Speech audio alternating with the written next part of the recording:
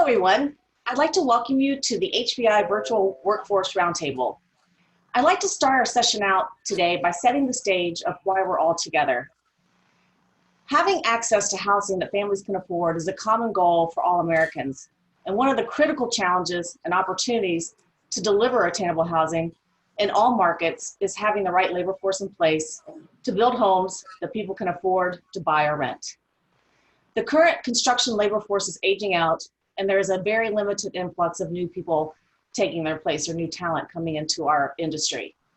Attracting, training, and recruiting skilled labor is a challenge that no one person or organization can solve. It's going to take the collaboration and partnership of policymakers, educators, associations, builders, and trades to help achieve this goal. HBI, the nation's leading educational resource for career technical education in the building industry, is committed to helping facilitate the conversations and enable the connections that can make this happen. Even through these challenging times, HBI remains committed to providing opportunities for all workers who might want a career in construction, regardless of background, education, and life experiences. Today's roundtable is a chance for all of us to learn together, to learn from each other, to build excitement for construction careers, and to create solutions that can generate a robust workforce so that attainable housing is available everywhere. I'd like to pause for a moment to say that this is intended to be an interactive session for the next 2 days. There are ways for you to have conversations in the tool at the top right, where you can have a public conversation or speak with someone in attendance one-on-one. Under the People tab, you can see who is in attendance, and we highly encourage for this to be a conversation versus just a lot of presentations. And with that, I'm going to turn over the mic to Ed Brady, who is President and CEO of HBI. Okay. Thank you, Laura. I'm just going to pause and ask if Chuck Falk was able to join us. Yes. Ah. Hey, Harry, okay. Instead of introducing Ed Brady, I'm going to introduce Chuck, who is chairman of the board of NAHB. Okay, thank you, Laura. And good afternoon and welcome. It's a pleasure to be here. During these difficult times, supporting and growing our workforce is more important now than ever. From the early days of the coronavirus pandemic and the safety stand down back in April to today, NAHB and HBI remain committed to protecting our workers. Safety on the job is always a priority. Our framers, plumbers, roofers, electricians, and many other skilled trade workers are the lifeblood of our association. HBI provides training that really does prepare young people for work in the residential construction industry.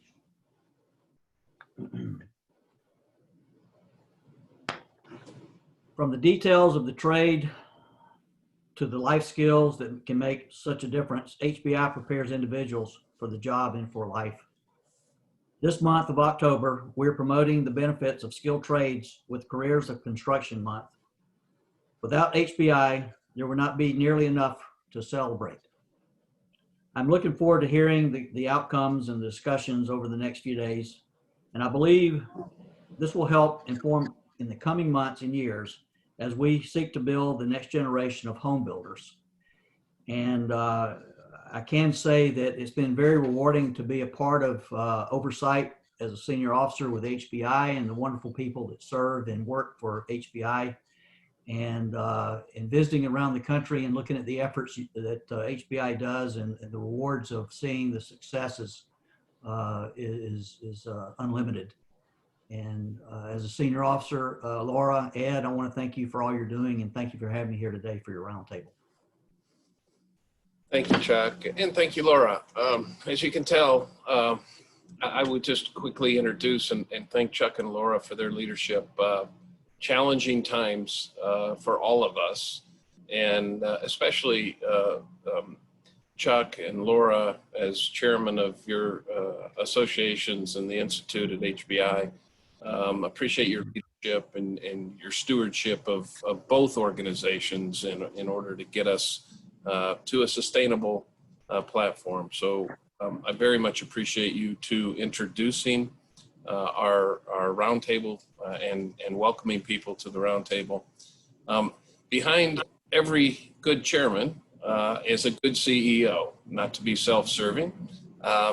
But the two next gentlemen that I have the pleasure of introducing and having a conversation with are not only friends, but are pillars in the industry.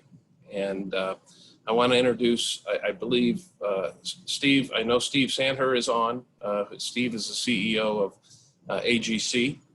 And Jerry, I believe Jerry's on. If we can confirm that and put him on the screen.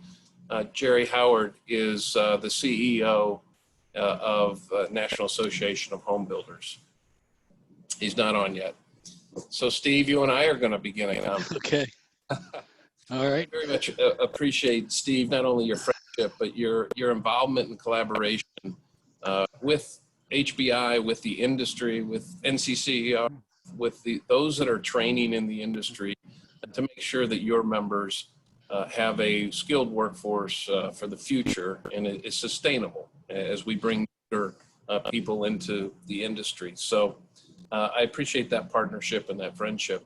I want to start out, Steve, by just asking you, and when Jerry comes on, I'll ask him the same question, is how have you looked at this during this pandemic, as we have gone through unprecedented times with COVID and the related challenges, not only in construction in the industry, but just with your employees and everyday lives that they're living, with their children being out of school and so forth, going through so many different elements of society today. And I just asked that general question, if you would, what are the challenges and how are you guys addressing those challenges at AGC? Yeah. Well, thanks, Ed, for the kind words and for the invitation to be with you all today. We are indeed living in interesting times. And I think if you were to sum up the approach that we've taken here at AGC with regards to our employees, we've been guided by the term flexibility. And if you look at the color of my hair, you can make an assumption that I'm old school. And I think that's probably an accurate description. Our office was closed from March 13th until July the 6th. We had to go through all of the safety precautions to make our office ready for people to return to work. We have 65 employees here. I encourage everyone to come in at least for one day and test drive the office. But even that is a challenge because of the way our space is situated. We can't maintain 6 feet clearance for everyone. So, in a perfect world, we would probably only be able to have about a half to 2/3 of our folks in the office at one time. Having said that, we are looking at, on average, maybe 10 to 12 people coming in a day. I'm here just about every day because it's easier for me to work from here than it is from home. Plus, I want to be able to interact with the people that do come into the office. And I think that's one of the big things that we're missing is those conversations that you have in the hallway, those dropping in somebody's office and saying, "Hey, what do you think about?" That for me is an opportunity lost, and I look forward to getting back to normal when we can start to have more interaction amongst people in our office. Yeah. So Steve, and hopefully Jerry will be on here shortly, but as far as your members, construction was deemed essential in large part because both you and Jerry's work, members' work, and your advocacy teams to make construction essential. But regardless of that we were able to continue to work and the employees were able to continue to work, there were challenges. There were safety issues for COVID related issues. How would you say your members have adapted to this new challenge? Yeah. Well, as you say, from the beginning, we had to push to get the broadest definition of construction being considered an essential business, and that was, or essential operation, and that was through banging on the doors of an agency that I never had heard of prior to March 13th, which is the Cyber Intelligence Security Agency at Homeland Security. Which basically was the agency that controlled the definition of essential businesses. And at first, their definition of construction was very vague. And so we and the home builders, other groups, the building trades pushed them to expand that definition. And we went through about 3 iterations of that agency doing that. So we were successful there, but then there was another challenge, and that was in order for us to operate and to continue to operate, we had to prove to our employees and to the public that construction could operate in a safe manner. And I would frequently told our members that, their operations continued because local and state public officials gave them a revocable work permit that they could continue to work as long as they could demonstrate they could do it in a safe manner. And the other challenge we had was there were a lot of people at that time that were out of work in other industries. And unfortunately, many of them are still out of work and unemployed. And they all have cell phones with cameras. And they could walk by a construction site at any given time, and they were private citizens acting as if they were public inspectors.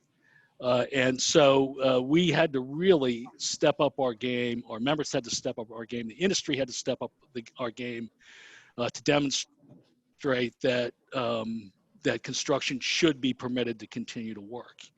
And that, required us to make sure our members were aware of the safety protocols that were recommended by OSHA and CDC. We created a coronavirus safety toolkit with toolbox talks so that our members could communicate to their employees the necessity to engage in social distancing, to wear their personal protective equipment, to practice hygiene, etc.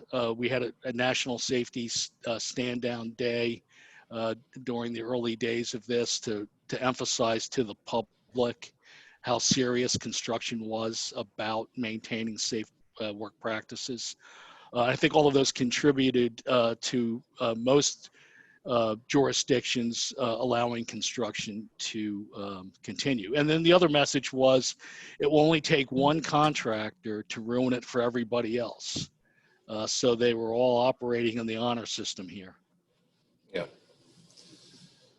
Yeah, I think Jerry's still trying to add. Steve, thank you for that. I know NAHB had spent very similar amounts of time. In fact, Chuck, I don't know if you can pop on. You may be able to articulate.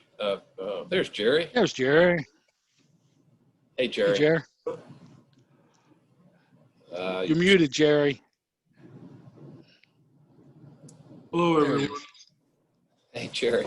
Thanks, Jerry. Sorry for the technical difficulties. No problem. Sorry about that. No. We were just beginning the conversation, Jerry, but I have to say that I said, as Laura and Chuck introduced the opening of the roundtable, I said, behind every good chairman's a good CEO, and I lived that in 2016 with you as a chairman making me look good, but more importantly, both of you advocating for the industry and your members each and every day. So appreciate you joining, Jerry. Well, thank you. I apologize for the difficulties. Not at all. So Jerry, if I could just pivot to you real quick, because I had asked Steve what what your members did. Obviously, construction was deemed essential in most states, in large part to your two's organizations and the advocacy efforts that you put forth.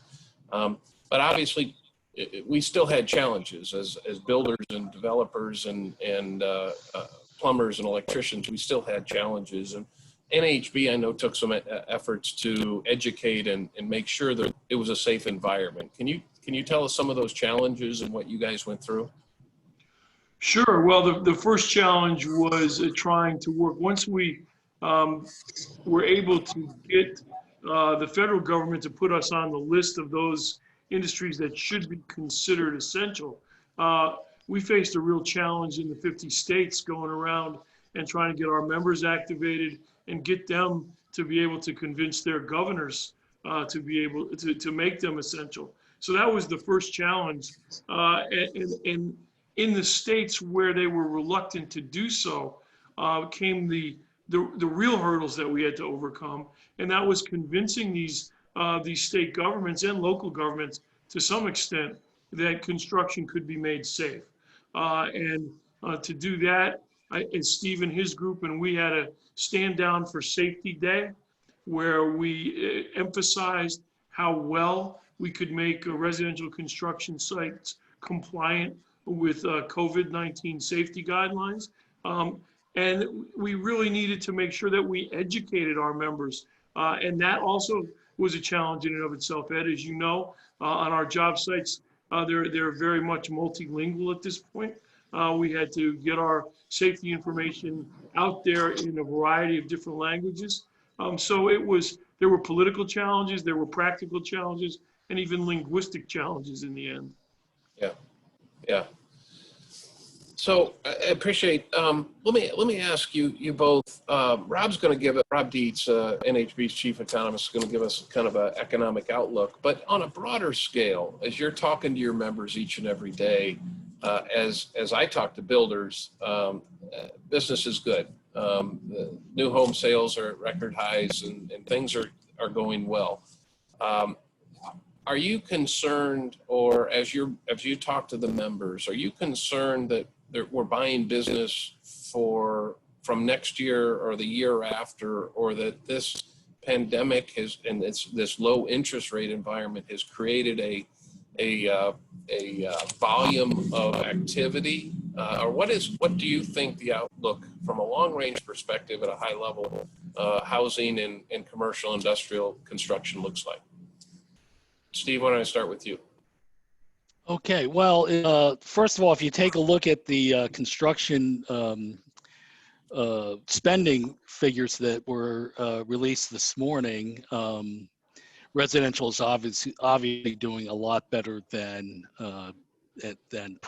commercial construction.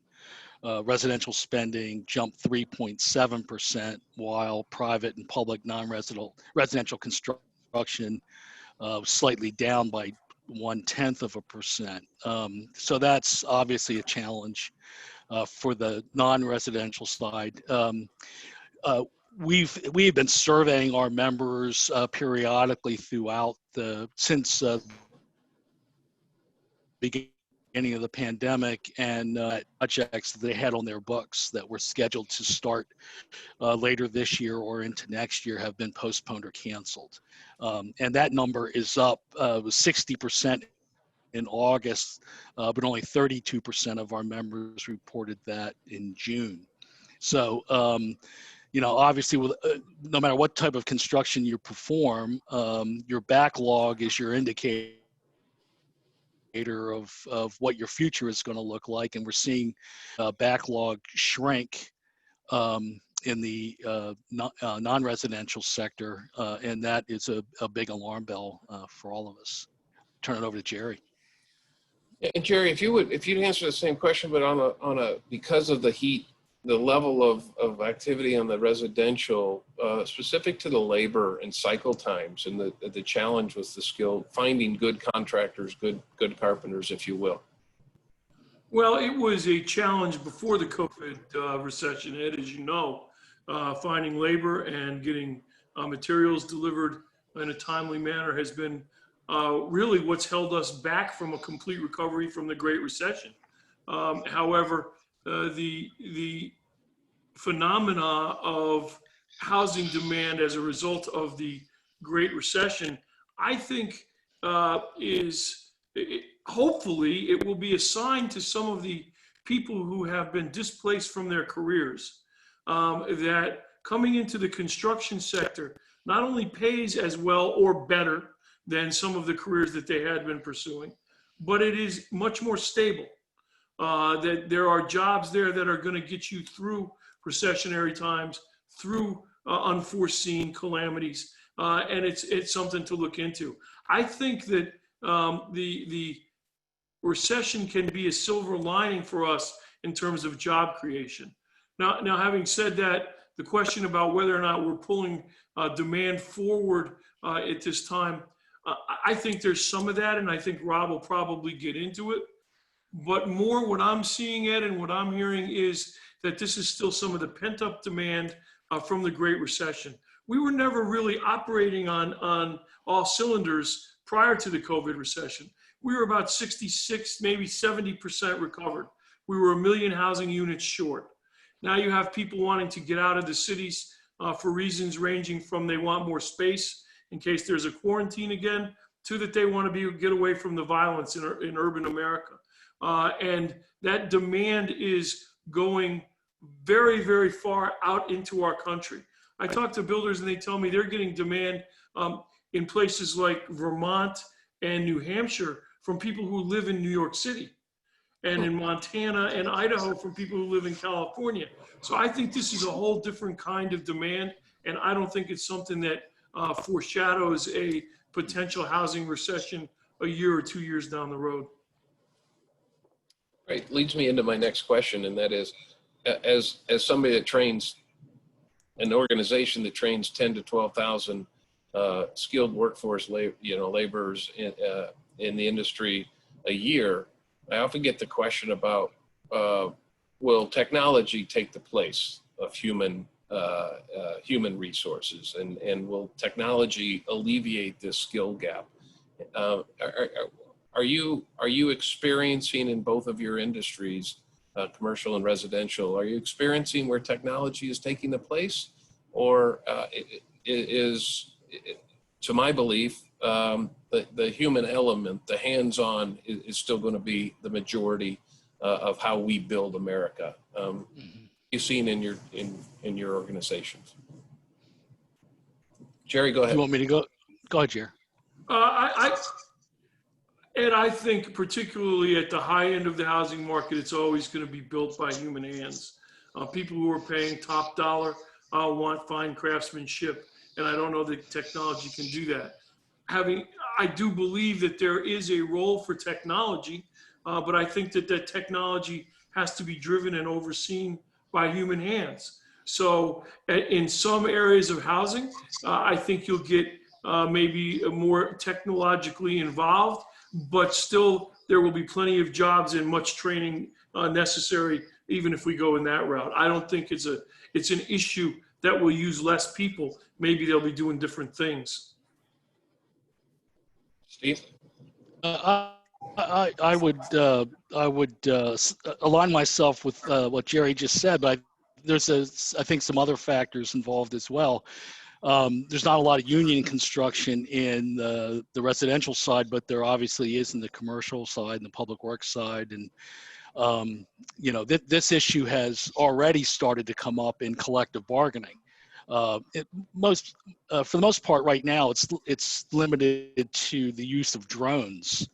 Using a drone to do a safety inspection or to fly under a bridge and do things like that. But you have certain unions that are claiming that work, and also you have all seen the bricklaying robot. I can tell you the bricklayers union isn't real happy about that, because that robot is not going to be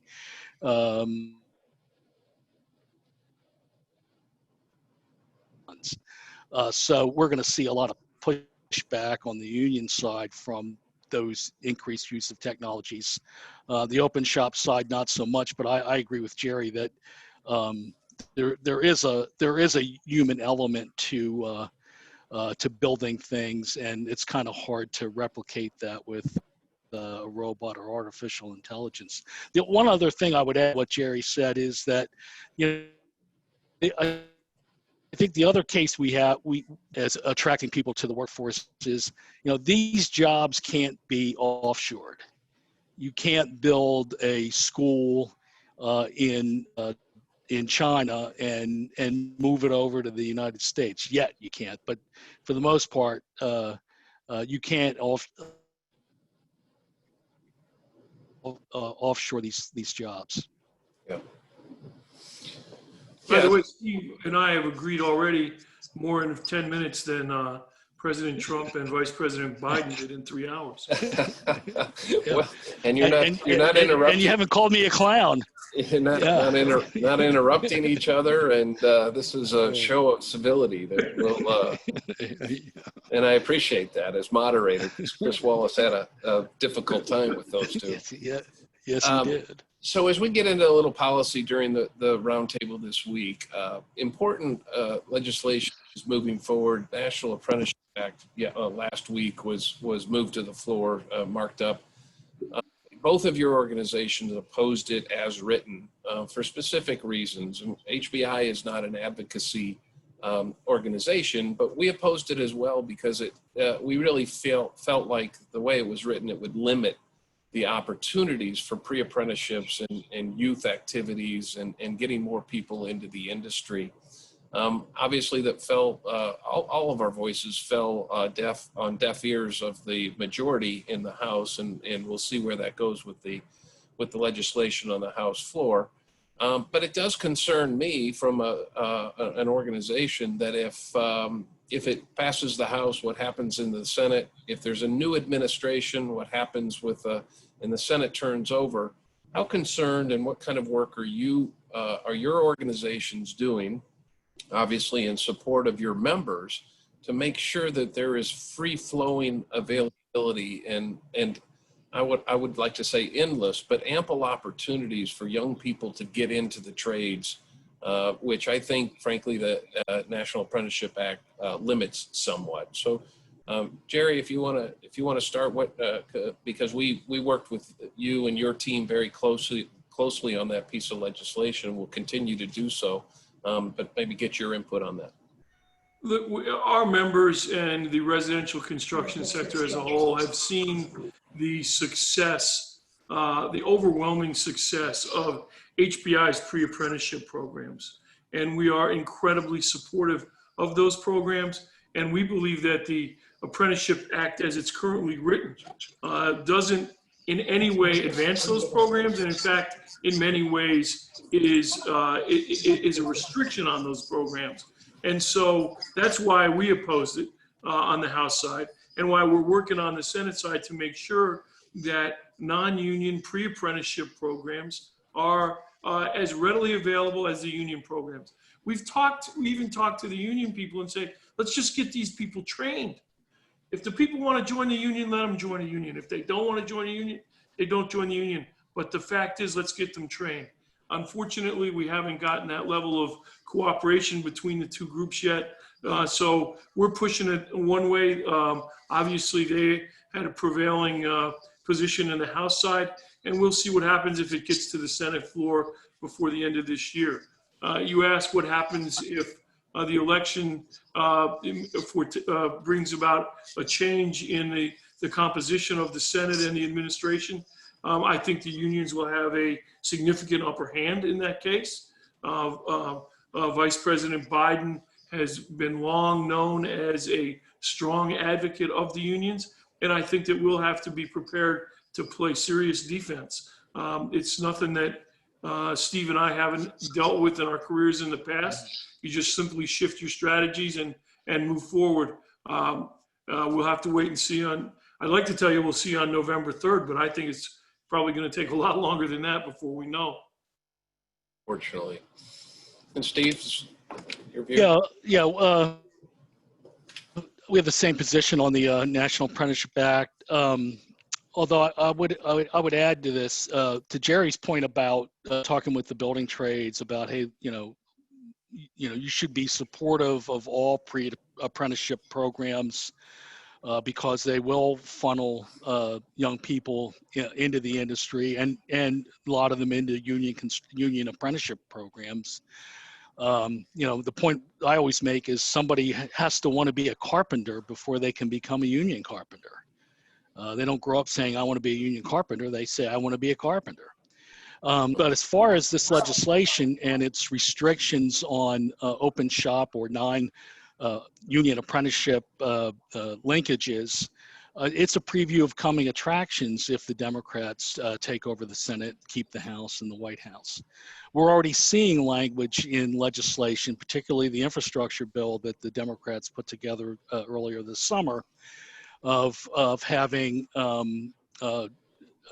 skilled workforce training requirements on public works jobs, and that would presumably, if you get into federal aid, that would presumably for home builders extend into Section 8 housing, that you are either going to have a percentage of your craft workers that have graduated from union apprenticeship programs, or you are going to have a percentage of your workforce that's currently enrolled in union apprenticeship programs. I think the challenge for us is to level that playing field and allow any apprenticeship program, regardless if it's affiliated with a union or not, that meets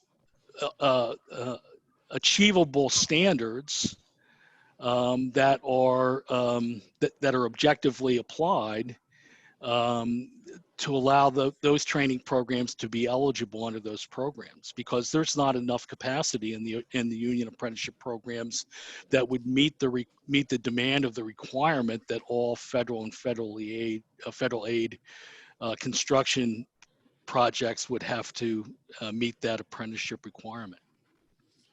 Well, I appreciate both your comments, because I get dismayed at times when unions look at us as competition instead of feeders. I look at us as a junior college, transfer that we're introducing the work that we do at HBI. Many programs throughout the country, not just HBI, that are introducing the construction trades to young people that do filter into apprenticeships or into residential housing without them.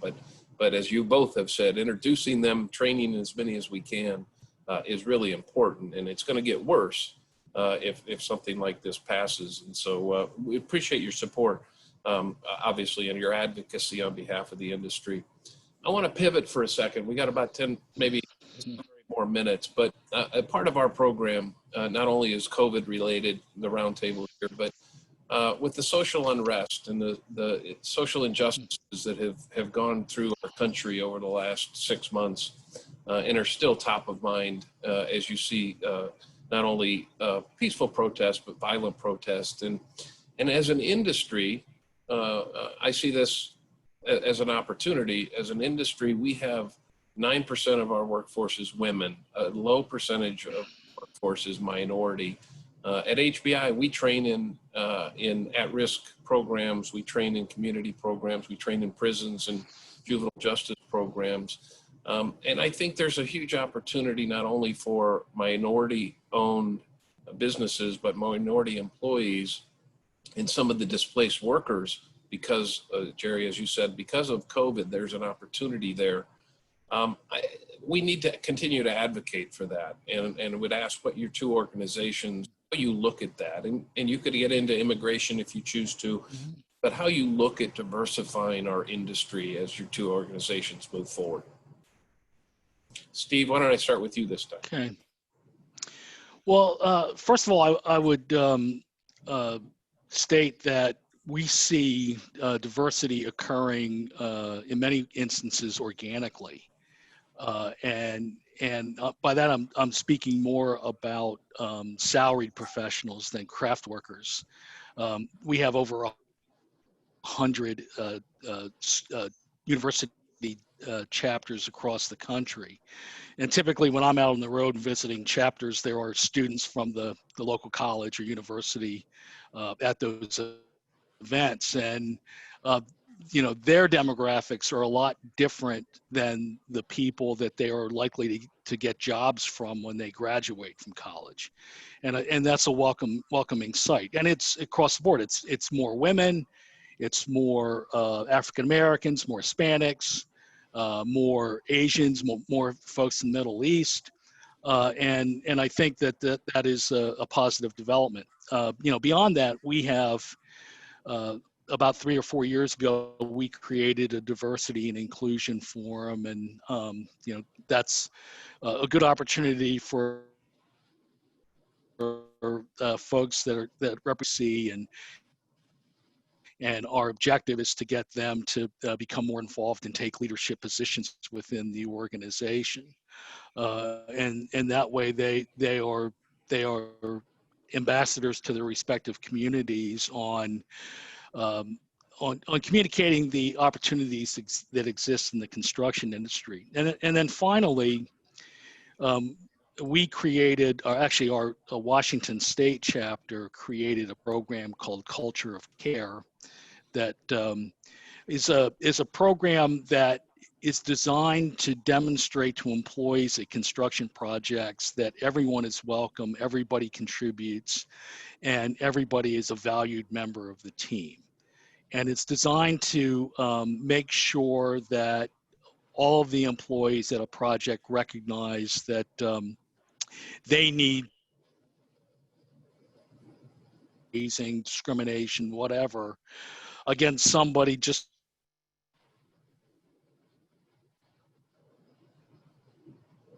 the employer. We have about 400 member firms that have already signed this Culture of Care pledge and are using our educational materials to bring that message home to their work. That's great. Jerry? Yeah, like AGC, NAHB has a diversity task force where we're trying to encourage a broader based group of people to engage not only in our association, but our outreach to diversity through the industry ed predates even your tenure as chairman. There are many, many opportunities for diverse populations in the construction sector and within the home building profession. So we think that this is an opportunity. We're very, very aggressive in pursuing it, both internally and externally within the industry. I think you have to remember that for many, many years throughout American history, it was the minority groups that built this country. Working in construction was one of the first rungs on the economic ladder for most ethnic and racial groups that came to the United States. And that's something that we should be proud of and that we should remind people of. It gives people who are in some of the lower echelons of our socioeconomic culture a leg up. And it's something that has historically been proven to be very, very successful. And we've just got to bring it back in a big way. Appreciate that. And they're pushing me to almost time is up, but I can't go without talking about secondary education. We talked a little bit about it on pre-apprenticeship and so forth, but Jerry, through your leadership, Chuck's leadership, and a number of other leaders at NAHB, you've invested $500,000 over the last couple of years on the secondary school program. And without that, we wouldn't be in 100 high schools today. And so that investment that you've made through grants to HBI is hugely important, as well as the National Housing Endowment's investment. But Steve, you and I talked last week. I know you're looking at different opportunities and different ways to get into the high schools and convince not only educators, but counselors and parents that this is a good career path. If you two want to hit on that, maybe as a closing comment, I would appreciate it. Steve? Sure.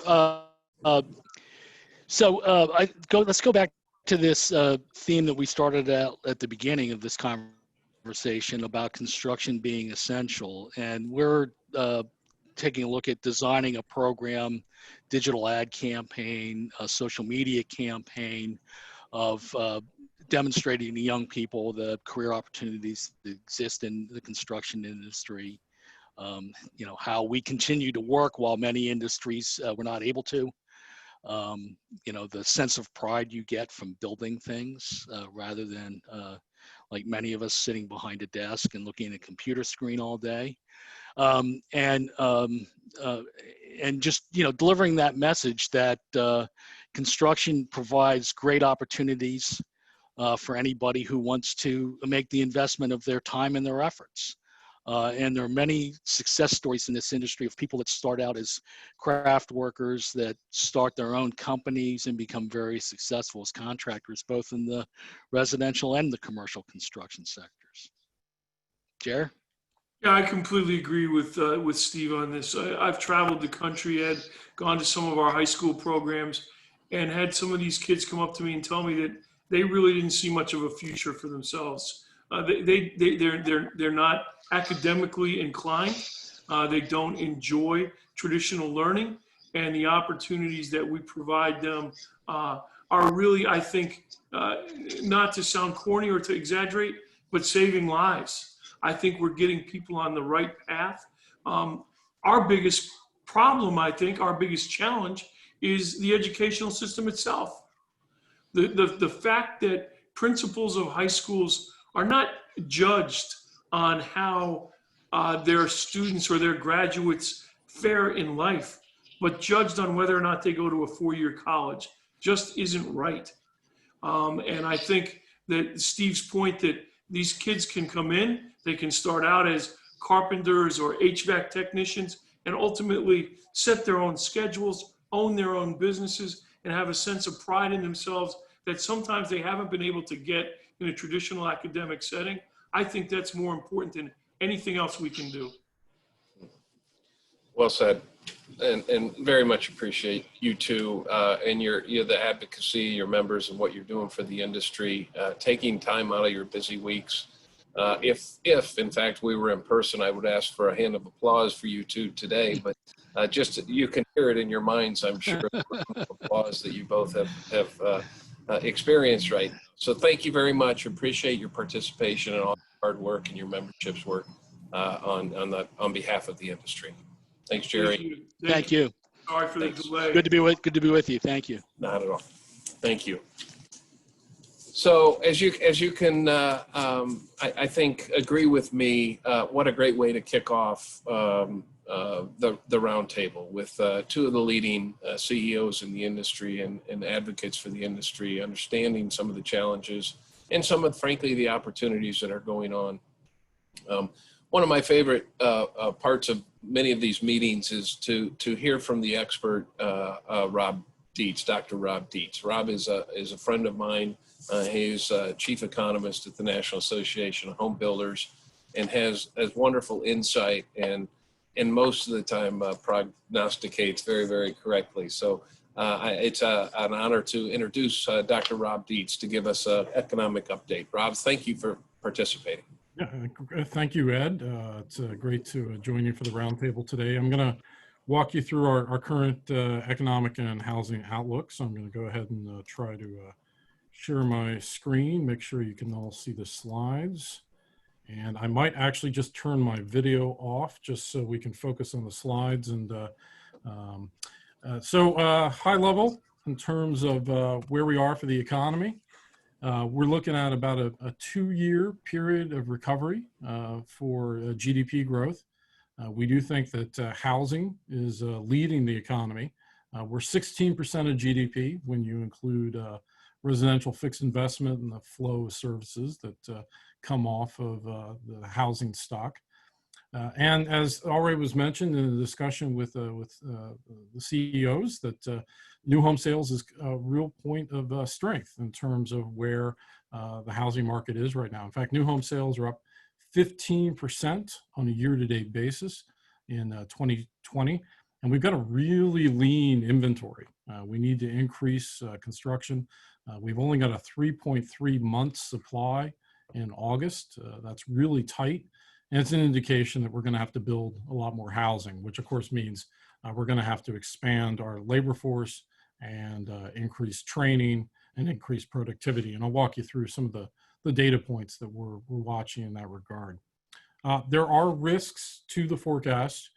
Certainly, renewed lockdowns would be a key risk. It's a tough forecasting environment in 2020. The training that economists go through, we look at economic indicators, financial indicators, political and policy indicators, but trying to predict how a virus is going to spread and how governments are going to react to it has been really kind of the challenge thus far in the market.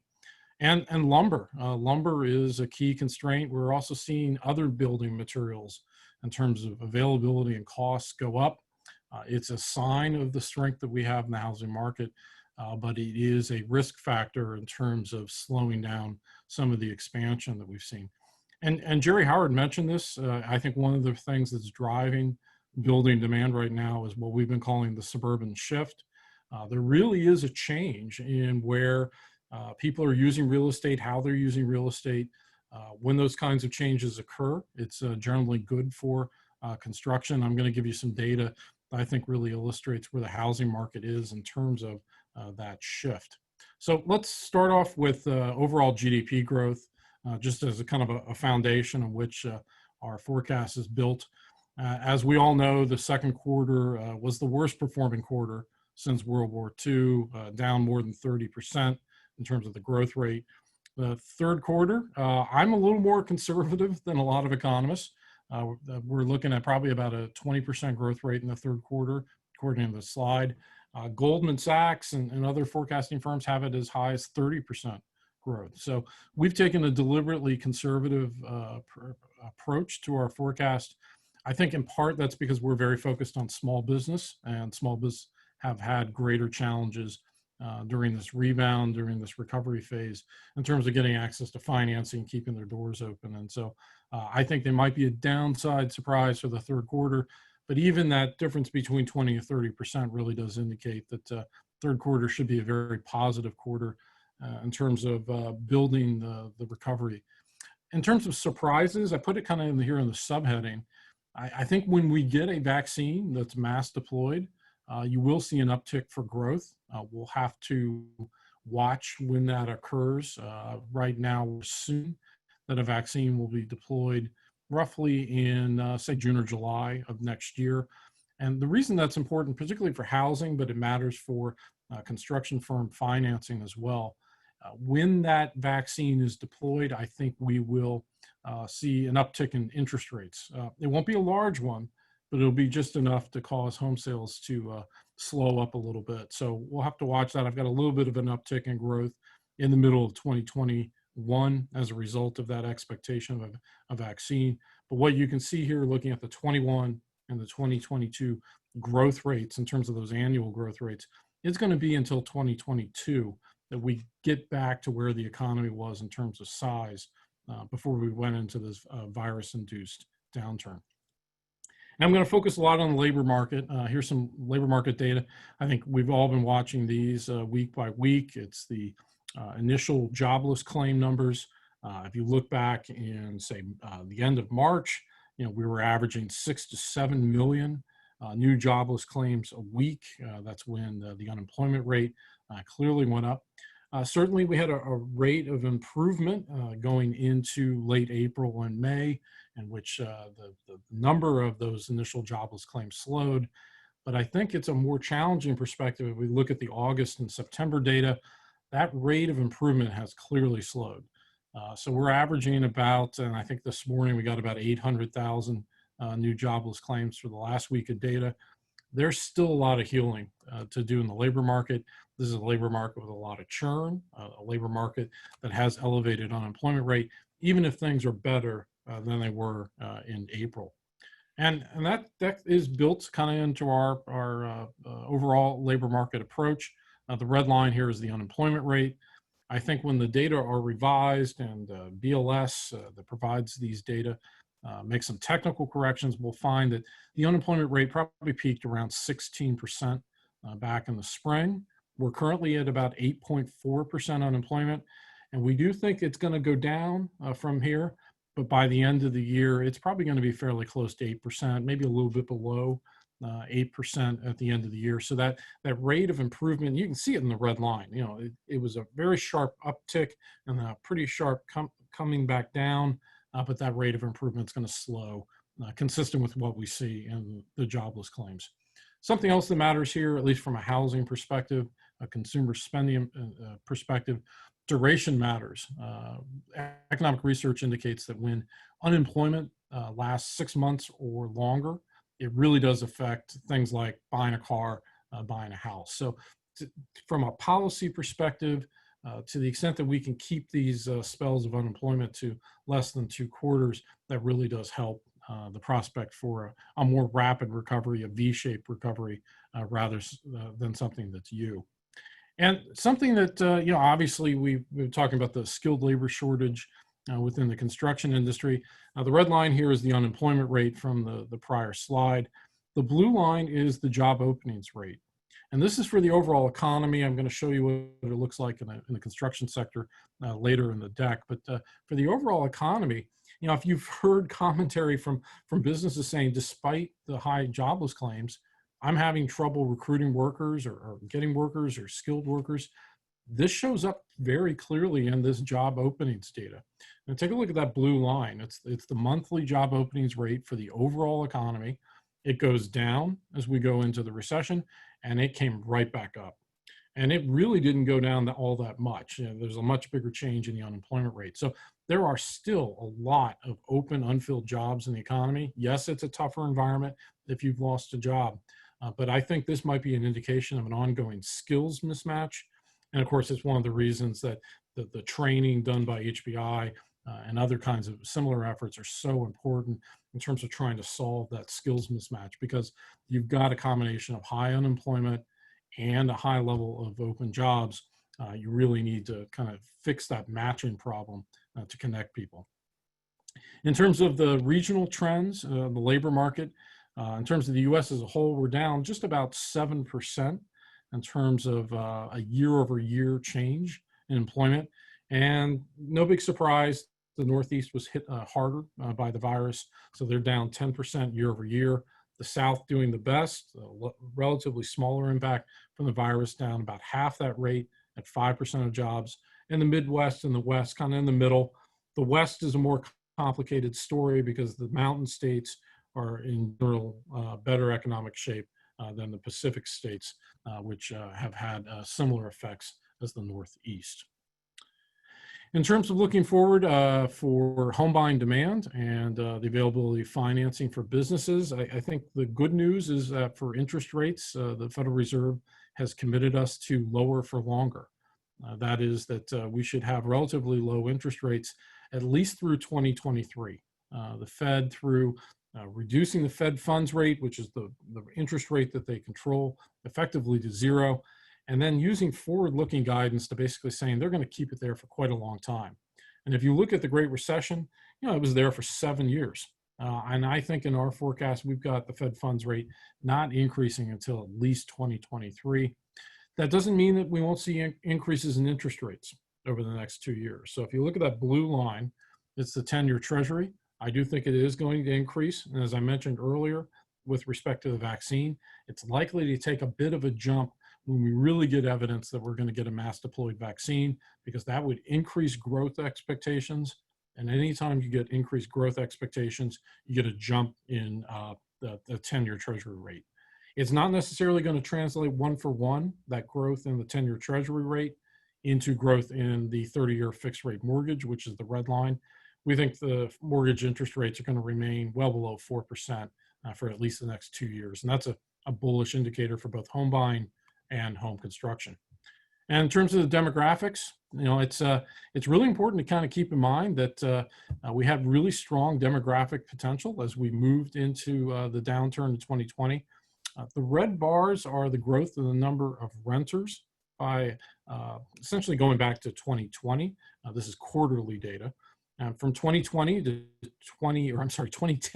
to 2016, the recovery after the Great Recession was really rental driven. You can see those red bars are a lot stronger than the blue ones. And then from 2016, the momentum moves over to the owner occupied side. And that happened as the millennials moved in greater numbers into their 30s. Well, what I want you to do is look at the last data point on this slide, that last blue bar. that was the strongest quarter we had had for year-over-year gains in the number of homeowners since the Great Recession. So we had a lot of strength in the housing market moving into the downturn. And that's one of the reasons that with low interest rates, we really do have a lot of strength in terms of home buying. And there's that 2016 pivot point. This is the national homeownership rate. You can see it bottoming out there in 2016 and then increasing up to about 65% at the start of the first quarter. I think this is near the new normal, but that 65% is a lot better than many had forecasted a few years ago. I thought they were wrong at the time, but nonetheless, those forecasts were out there that we would see the unemployment rate, or I'm sorry, the homeownership rate fall to 61% or even lower.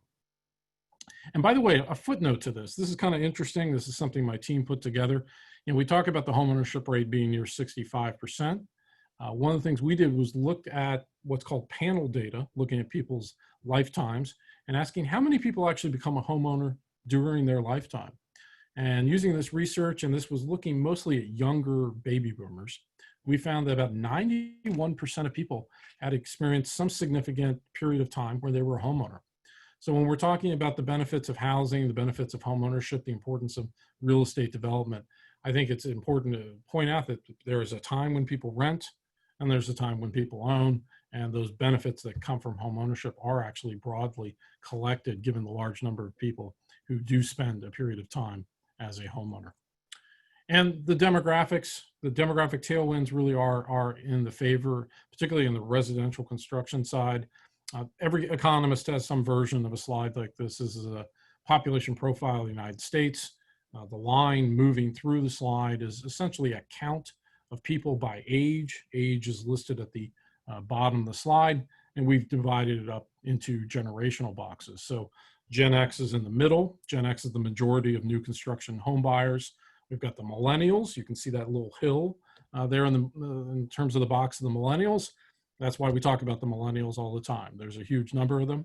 And then looking behind the millennials, we have Gen Z and what we're calling Gen Alpha, since we're out of letters. You can see that the population line goes down a little bit. So there are some demographic headwinds coming our way in terms of Gen Z and Gen Alpha being smaller generational groups. That will occur in about 10 or 15 years. But if we focus on essentially just Gen X and the millennials right now, there's a huge number of potential home buyers that are coming through the system. The geography is changing. I'm going to get to that. But all of that are bullish indicators for home building and, of course, commercial construction that's connected to building new communities. And an important footnote, yes, we still have a large number of young adults who are living with their parents. If you look at this data, it goes through 2018. That's the most recent year that we had. But basically, over the last 2 decades, 25 to 34-year-olds, doubling, going from 1 in 10 to 1 in 5 young adults living with their parents. That pattern had begun to slow and actually level off. And we thought 2020 was going to be a year where we had some good news. Well, unfortunately, the downturn is probably going to reverse that, and we're probably going to continue to rise along this trend. I think, again, thinking about skill training and labor shortage, getting people good jobs, good paying jobs, like Jerry Howard said, is one of the keys to unlocking some of these potential households. And of course, that's connected to marriage rates and birth rates and all those factors that go into the size of the overall economy. And then one last factor when we're thinking about demographics, this is something we've talked about a lot in the last few years, but when we're looking at consumer debt, it's amazing to the degree to which the rise in consumer debt levels are connected to student loans. And student loans are up at 151% compared to where they were in 2008. This is a real challenge. And when we're thinking about things like construction job training, I think a real argument in favor of this is, and Jerry hinted at this, we may be sending too many students to four-year universities. And that's tough for me to say because I'm married to a college professor, but it's true. And the rise in student loans really does offer a stark contrast with maybe getting people into more professional, more technical training in which they can land jobs that they can use. And this is important, without increasing a lot of student and consumer debt. So it's something to keep in mind in terms of the prospects and benefits of construction training. All right, so that's the demographics and the macro. The supply side, as Jerry also hinted at, is the factor that's keeping home building from operating at its key output level. We've been calling these factors the 5 L's. I've got them listed here. I'm going to focus a lot on labor, so I shifted that one over. But you know, the one that's really affecting things right now, lumber. Lumber prices are up more than 170% since mid-April. It's basically a perfect storm of events, of mills cutting production, the COVID crisis itself and its impact on the workforce, and then rising demand for remodeling, repair activity, and new construction. The result is that run-up you can see in 2020 on lumber pricing is the strongest acceleration in lumber pricing in 70 years. So we can talk about some of the policies that could help in that market. I think there's some good news here that those prices seem to be leveling off and maybe ticking down a little bit, and futures markets suggest that the above $900 price level might be closer to $500 next spring. We'll have to see, but nonetheless, that this run up in lumber pricing really is a cost factor that's affecting builders, remodelers, and other kinds of construction firms. And you know, a question that's often asked is, what's the alternative to building homes with lumber? This is some new research my team just put out. The concrete share, that is concrete framed homes, share of single family construction actually increased in 2019 from 7% to 10%. So you can see that in the gray bars is the concrete count of single family homes, but the red is wood, and that really is the majority of new construction for single family. I think pricing would have to get up a lot higher to really kind of substitute over to steel or concrete. But nonetheless, the opportunities are there. And I think when we're thinking about it from a labor perspective, there are some opportunities to do things a little bit differently in the building industry to try to work around some of these challenges. All right, so let's get to the data and sort of why we're here today, which is talking about the labor construction situation. The skilled labor shortage persists. In terms of the overall construction industry, there are more than 300,000 open jobs as of July. The blue line here is what I would encourage you to look at. It's the monthly data in terms of the job openings rate. You can see it was already going down a little bit as we entered into 2020. It obviously declined in the spring, but the trend is going up. And moreover, the low point in terms of 2020 is actually relatively elevated, particularly if you compare it to, say, the 2006, 2007 data. So we had a bit of an adjustment in the spring. There were job losses, but the number of construction firms that are still out there trying to recruit people into their businesses is still quite high. And so I think that's an indication that the skilled labor shortage really remains an issue, and a lot of firms are still struggling to solve that matching problem that I mentioned earlier. But of course, it's a skilled labor shortage. It's not just increasing headcounts at firms, but we have to build more with less. And so that red line is construction worker productivity. It's relatively flat since 1993, while overall worker productivity, the blue line for the US economy, is up more than 30%. And so this really illustrates the training issue, the need to do things with more capitalization in the industry, to experiment, to develop, to innovate. We have to raise productivity in addition to bringing workers back. And by the way, the subheading mentions something important. In March and April, the home building and remodeling sectors lost about, well, a little under 460,000 jobs. Through August, we gained 81% of them back. And sometime in the next 2 to 3 months, the residential building industry will likely post a year-over-year gain in terms of total employment. That'll be an important moment because it'll be one sector that actually has seen its labor force grow during what has been a very challenging labor market. And by the way, there was a lot of talk about diversifying the labor force. Again, this is some new data my team put out in the last couple of weeks. Women in construction now make up about 10% of total jobs. In fact, in terms of the total number of women working in the construction sector, in 2019, we just passed the 2006 level.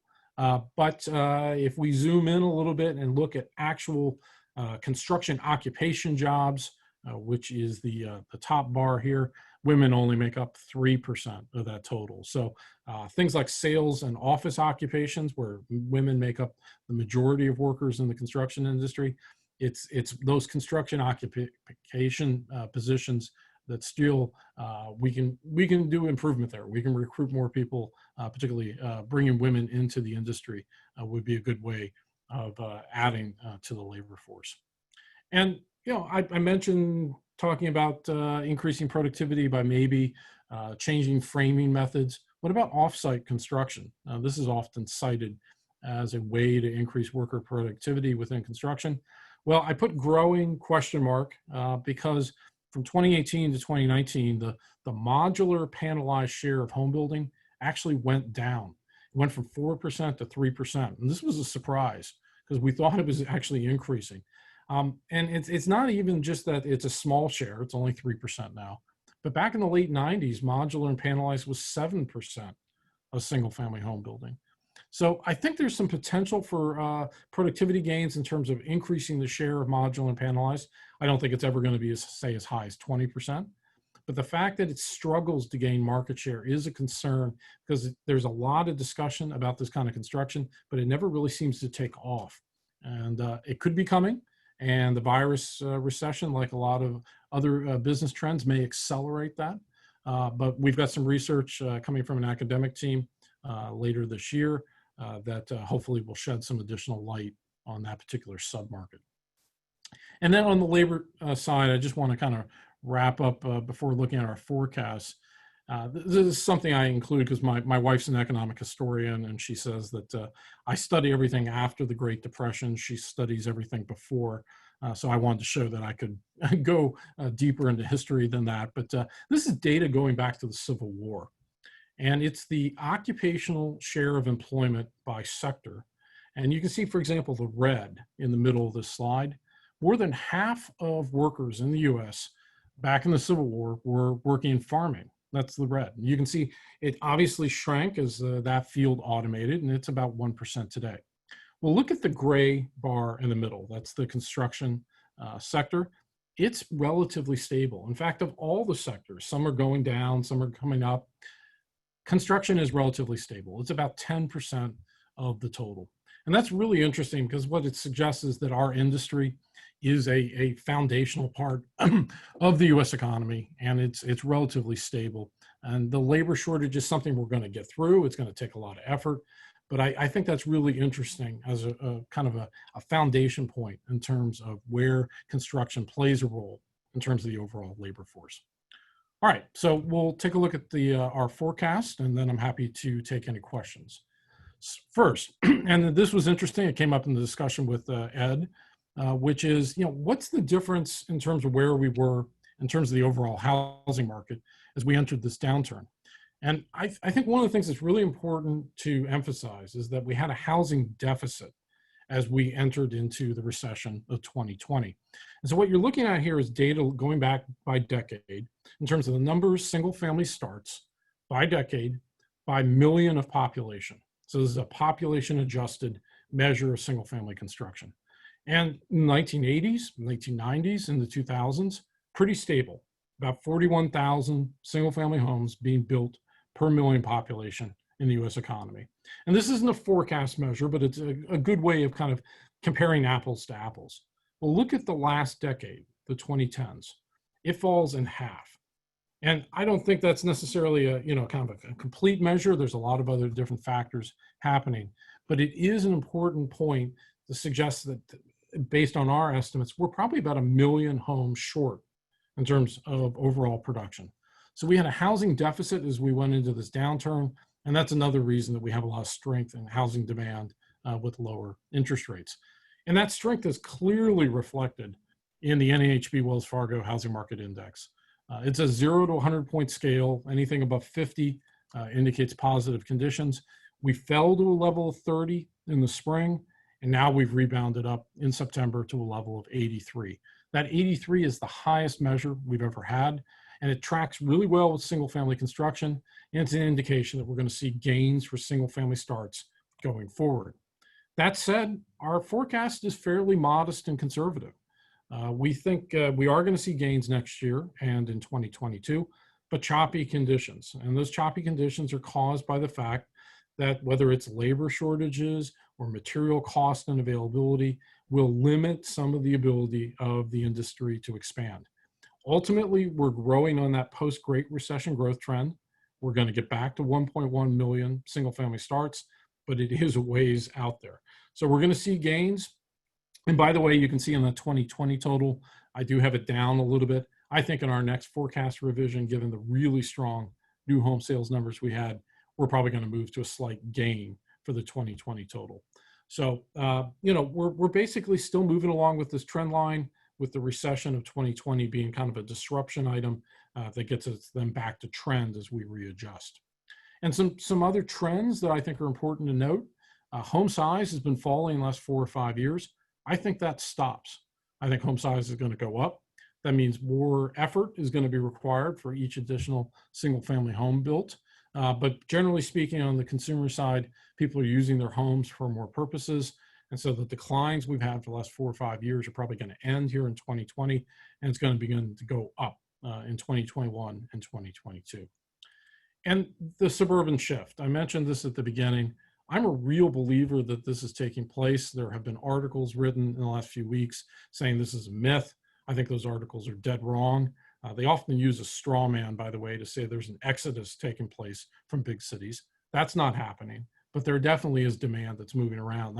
I want to use these maps to kind of convince you of that. What you're looking at here, the blue counties, are the large metro core counties of the US in terms of single family construction, about 18% of single family starts. And in Q2 of 2020, compared to the Q2 of 2019, these areas were down 17%.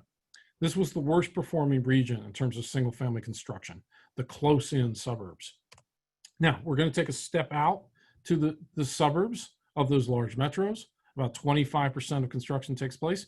And that growth rate is still negative, but it's not as bad as the 17% on the last slide. It's -9. Now, if we take another further step out to more lower density markets, we're now in the exurbs. That growth rate falls to about -8.9%, so a little bit better as we move further out in terms of density. And then if we take another step out further still, now we're in small metro core counties, areas with about 1 million in population. Now we're at a -6% growth rate and doing better still. And now if we move lastly to the suburbs of those small metros, we finally find an economic geography as a class that posted a gain in the second quarter of 2020, almost 3%. So as you can see, as density increases, we see single family construction do better and better as we move further out. And by the way, it's not just single family, it's multifamily as well. Multifamily construction, only 30% takes place in these counties that are marked with colors here, but their growth rates are doing better than the urban core area. So single family construction and multifamily construction is shifting out to the suburbs. And I mentioned multifamily, multifamily confidence level of 37, that's below 50, it's negative territory. It is weakening, and that's informing our forecast. We do think multifamily starts are going to decline in 2020 and 2021. There's going to be weakness here. Vacancy rates are going up and rent growth is going down. And the kind of multifamily construction being built is changing. We expect fewer high rises and large multifamily properties, more of the units in green and red, which is mid-rise garden style apartments to take place as we move forward. And remodeling has been hot in this marketplace. We're expecting though remodeling to continue to grow, particularly as existing home sales show strength in the quarters ahead. But all of this is suggesting whether it's single family construction or remodeling, we're going to need more workers in the residential construction sector. So just wrapping up, housing demand is solid. There are risks remain. The overall macroeconomic recovery we think is going to take about 2 years. But I do think the changing geography of demand and low productivity are important change drivers in terms of bringing workers into the sector. The demand is going to be there because we're going to build more homes, but we have to diversify the workforce. We have to increase worker productivity by building more with less. And as I said at the start, housing really is leading the way. I think it is leading the recovery, and we're going to see more of that as we move forward. And with that, Ed, I'm happy to turn it back over to you or take any questions. Rob, I appreciate your insights and the graphics that you provided. I do have a couple questions from some of the participants, and one of the questions is what percentage of the overall cost of a residential home, if I'm not sure you've broken it down this way or not, is the labor cost, and then in the same regard to that, as I know NAHB has had a very high level of participation in housing affordability, what does that labor cost and lack of labor do to the housing affordability issue? Yeah, so the labor share is difficult to calculate because, the reason why is land. It sounds a little weird, but land on average is about 20% of the cost of a typical home, but it varies greatly from market to market. So labor, depending on if you want to include the labor cost that goes into the materials that go into the inputs that go into the home, can be anywhere between 30 and 60%, depending on how you measure it, and depending on your geography and your underlying land cost share. But I think the last part of that question is the important part, which is housing affordability has been the key advocacy target over the last few years. The whole reason of identifying the labor challenge, the lots challenge, the lumber, the laws and regs is to try to promote housing affordability. And so one of the ways that we can bend the cost curve and improve the supply of housing, and this is true for anyone that cares about inventory, whether it's builders or realtors or lenders, is trying to reduce some of these costs by increasing productivity. And so in terms of recruiting workers, training them, all of those will have positive impacts on the market by helping to bend that cost curve, helping us get back to that 1.1 million single family starts that we need to keep up with demographic demand. Great. Another question that came in, and this is where you pull the rabbit out of the hat, is what effect will the election have? First, can you tell us who's going to win? Oh, God. In the election, and what effect may that have on the labor market, but the housing market in general? So I'll leave election predictions to the experts, folks like Jerry, like Jim Tobin, our chief lobbyist in NAHB. Betting markets right now are saying it's going to be close. You can all see the same betting markets that we have. From a forecasting perspective, here's what we think matters.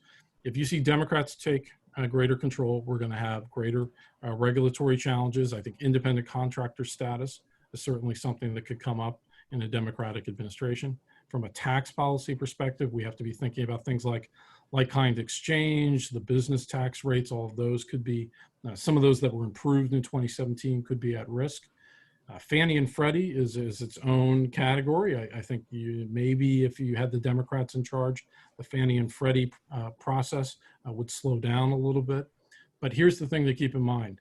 So much of the cost burdens that go into building housing and the cost burdens that go into building anything, the construction industry as a whole, are at the state and local level. So while the focus clearly is on things like the presidential election, it's state and local elections that really, really matter. We've been fighting the NIMBY-YIMBY debate for a number of years, and I think you got to watch those local elections, because the areas that are going to grow, if we're right about this suburban shift, are areas that have relatively better housing affordability and the right regulatory rules that allow land to get in the system to permit construction. Thank you. One last question, Rob, that maybe for me is, what effect would a new stimulus package have on the labor market? The early indications of the first stimulus package giving $600 a week to some employees that weren't making $600 a week limited the labor to come back into the marketplace and to go out and find jobs. And as we struggle to continue to find the labor force for housing, I would be concerned a little bit about a stimulus package that incentivizes that as well. As we're struggling to find the skilled labor is a different challenge. But if a stimulus package does in fact happen, what effect will that have on housing? This is a really important economic challenge, because one of the things is, as economists, we want to design efficient mechanisms to provide the correct help that's needed for the economy. So we knew that income support was needed as we went into this downturn. I mean, we were facing, without stimulative policies, at least a 25% unemployment rate without the actions of the Fed and the president and the Congress. But the way that income support was designed, for example, the expanded unemployment insurance benefit, offset the income benefit with what economists would call a substitution effect, which is making it difficult to bring some workers back. So while you see improvement in the unemployment rate, the labor force participation rate still remains weak. And that is consistent with what businesses are saying, that in some cases, occupations where it paid more to collect that unemployment made it difficult to recruit. So, if we could go back in time, this is kind of academic, you would want to give the income support without causing the distortionary substitution effect that would make it hard for workers to recruit. And frankly, one of the reasons that we heard that lumber prices were higher was that sawmills were saying, with the expanded unemployment insurance benefits, it was difficult to bring workers back. And you hear that particularly in the service sector. I think less so in construction, given our persistent skilled labor challenge. But I think that's a real concern. So as an economist, and I think this is true of economists on the left and right, get the income support so that people can pay their bills, pay their mortgages, pay their taxes, but don't create a distortionary effect that prevents people from looking for work. And if you go back to one of my earliest slides in the deck, that job openings rate remaining high while the unemployment rate's high, that's clear evidence of what your question, I think, was suggesting. Well, Rob, that's always insightful, and being your third, you were well oiled to do your third presentation. I'm sure you probably got more. So thank you so much for being involved and participating and giving us your insight. Good, thank you, Ed. Thank you all. All right, Rob, thanks. So wonderful presentation, gives you an indication a little bit on the labor side and the challenges we have. So the afternoon gets more and more exciting. I'm really excited to have Senator Steve Daines is going to speak to us in about 15 minutes and give us his insights on politics and hopefully the economic outlook on labor. Jim Tobin will be here to introduce Senator Daines, and then we have really two wonderful panel discussions this afternoon on really what framing the issue on the housing market and the labor market, and then shifting into kind of the cultural and the social injustices and what the United States is going through in this country. So I look forward to those panelists. I encourage you to stick around. We're going to reconvene, and we're going to take about a 10 or 15, maybe a 13-minute break, and hopefully get Senator Daines queued up to begin around 2:40. Is that right, Spencer? So that is correct. He will be on about 2:40, but with the webinar, we'll just get him started. So just be patient with us. So we've got a couple videos that we'd like you to grab a soda, take a bio break, whatever you need to do, but come back and reconvene at 2:40. Thank you.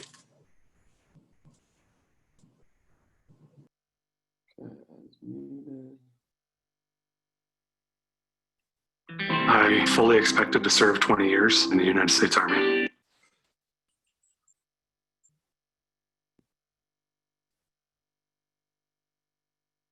When I first found out that due to medical issues, I wasn't going to make it to 20 years, it was a big blow. Our oldest, Olivia, was born with a heart defect where she was born with just half of a heart. She ended up getting a heart transplant when she was 2 months old. The insurance for the Army, that's been kind of key for us to stay in. So getting out of the military, it scared us a little bit. The immediate thoughts after that for my wife and I are, where are we going to live? Where am I going to work? A dream of mine since I was a kid was to build my own house. HBI teaches carpentry from the ground up. This program is going to be part of the reason I'm able to have this skill set and go out and provide for my family. My name is John Pomelo. I'm 30 years old and I'm a Staff Sergeant in the United States Army. In the past, when it was time to leave the military, the branches of service did very little to help prepare to go back to the civilian world. With HBI, the military is actually preparing these individuals who faithfully serve their country to be successful in their next career.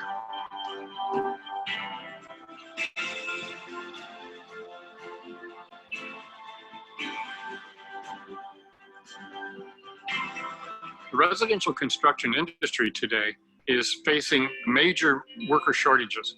The mission of Home Builders Institute is to train and certify and place a wide demographic of populations of students in the construction industry.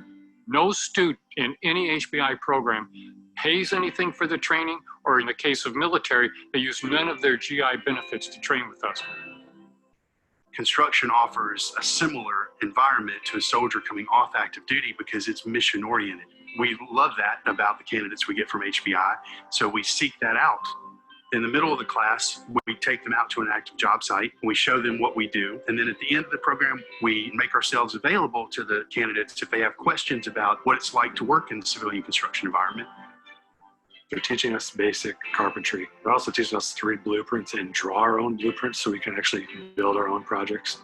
HBI also has a person that we're able to send our resume to. They'll help us refine it, and then they'll also help us with job placement. So many veterans, as we meet them, they want to continue to give back. They don't want to stop the day that they exit the military. With the Home Depot Foundation, we're giving them that opportunity to follow that path. In March of 2018, the Home Depot Foundation made a commitment of $50 million to put 20,000 people into that skilled trades pipeline over the next 10 years. The Home Depot has been supporting HBI.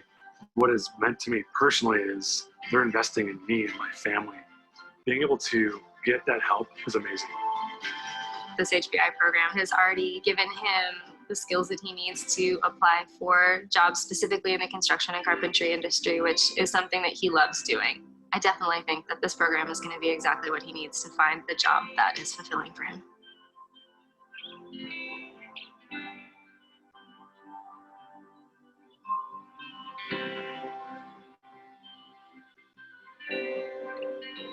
When soldiers begin their transition from the military, we're trying to take them from what they've learned as a soldier and convert them back into a civilian.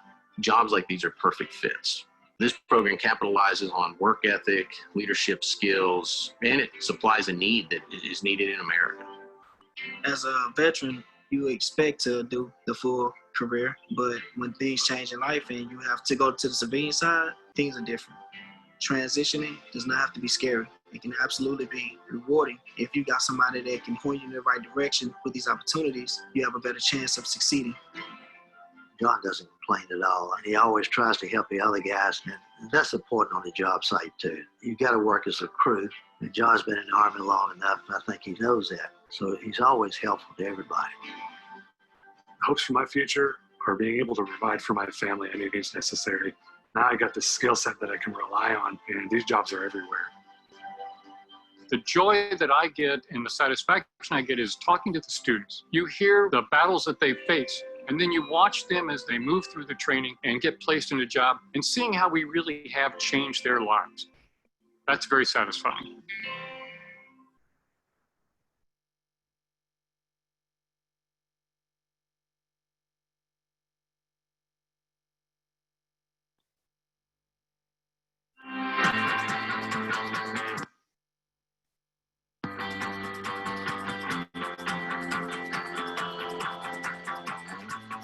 So I'm going to introduce. Okay. I'm going to, Audrey, come on up. I'm going to introduce Audrey and Brian. Why don't you sit on the sofa here? Audrey is from the, family is from the Philippines, but is living in the Bronx right now and training in our BCT program.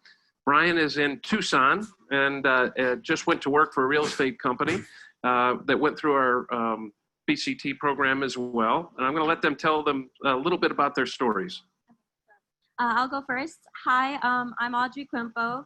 I'm a 23-year-old in HBI's South Bronx Job Corps program in New York City, and I'm currently studying construction. Oh, sorry. I'm currently studying construction. I was born in the Bronx, but I tried to go to college in the Philippines for engineering. Unfortunately, I wasn't able to finish financially, so I had to come back to the Bronx without a degree, and I was very discouraged. Until I found out about Job Corps and decided to enroll in HBI's program because it offered construction. That reminded me of when I was a part of the backstage crew of a play, and I was helping build stage props and setting up the stage. I really enjoyed doing that, and that's what got me interested in HBI. I knew that I liked being active, and I felt like the skills that were being taught in the program were very useful to have. Also, Job Corps gave me the opportunity to learn the trade for free, so I knew I would be able to finish and get the certifications.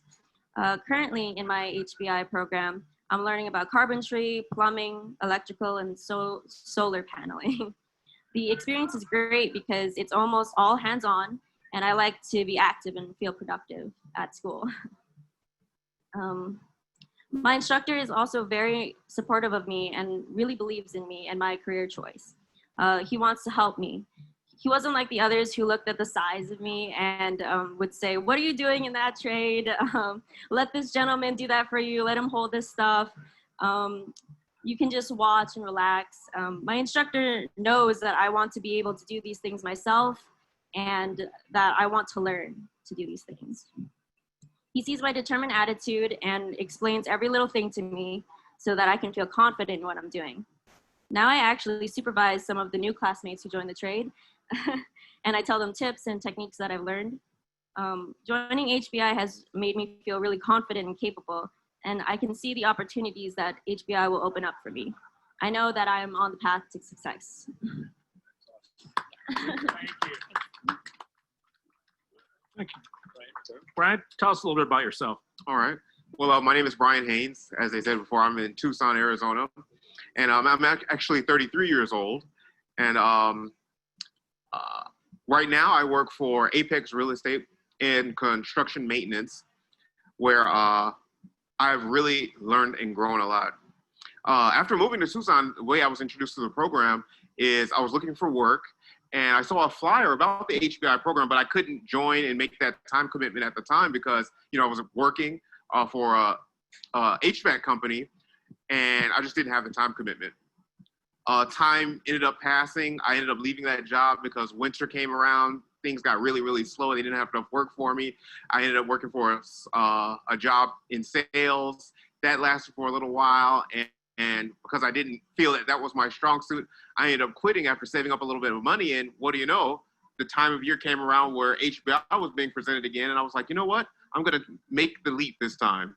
I joined the program 6 months, well, actually it was a 3-month program, and they taught us all the basics from flooring, plumbing, electrical, HVAC, all the basics just to be able to get my foot in the door. And from there, I was able to apply for the maintenance construction position at Apex Real Estate, and the sky's been the limit from there. I'm just totally excited about the earning potential. You know, when I was younger in high school, a program like this wasn't even available. And I think if it had been, I would be a lot more further in my career and a lot more confidently prepared for what I'm doing now. So I'm grateful for what HBI has provided for me and the dreams that it's made possible for me to accomplish now. Because before I would just kind of just do whatever I could here and there, you know, just to make ends meet.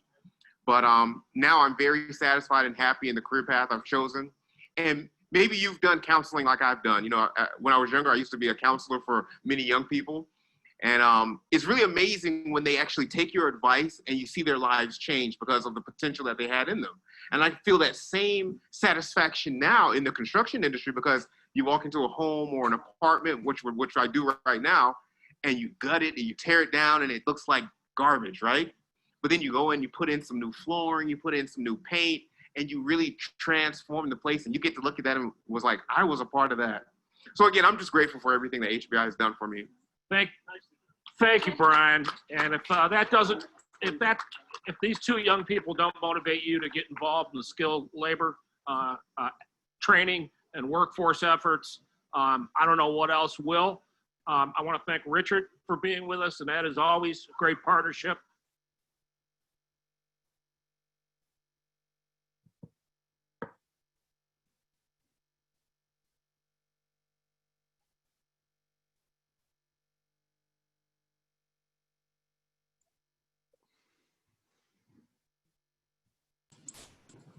And we're still just going to give it some time here on the break, and we'll announce to everybody when we're ready to go. Say that again. We'll just wait for Senator Daines to hopefully get on here shortly, and okay. We'll just be on break. And give me the cue. You got it. We can turn our video off. So now, turn them off.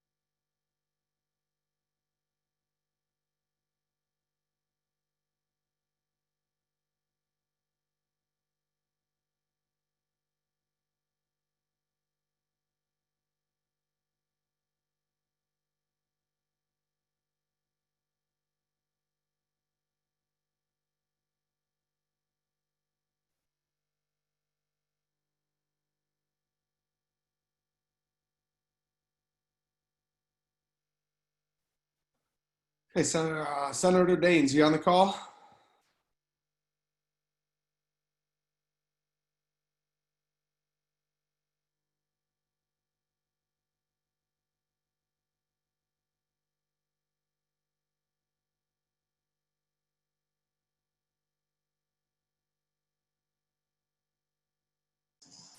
Spencer?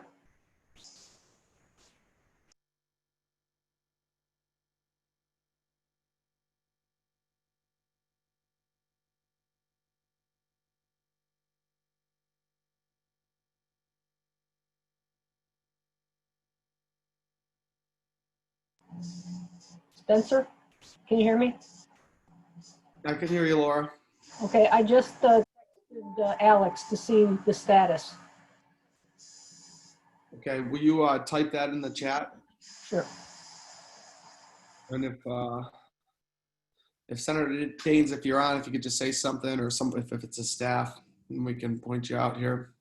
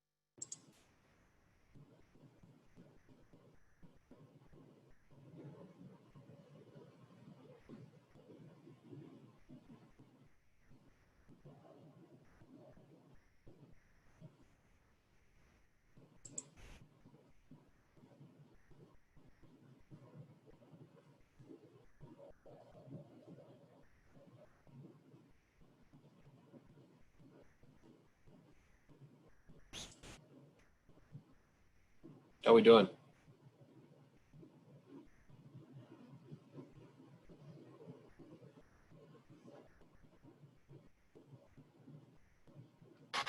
Just waiting to, they say he's on. We're just trying to get some volume from him or confirmation that he's actually on the call here. Okay. And is Jim Tobin on as well?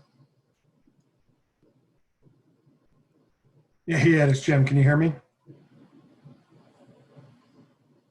Ed? I can hear you. Okay, great. There you are, Jim. Now you can see me. Okay, there's Jim.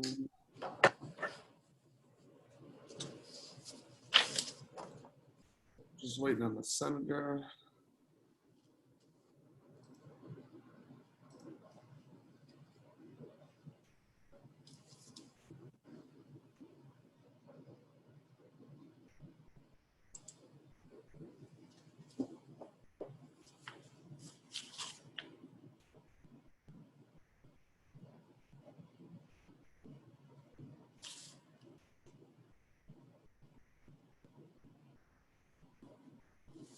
Jim, you may have to do some tap dancing. I do mean soft shoe. Yeah. I've seen it in action. I just don't want the question that Rob got. Which one? One about who's going to win the election. Oh, yeah, well, that's my first question to you before. Oh, yeah, thanks. No. I'm gonna pass this time around.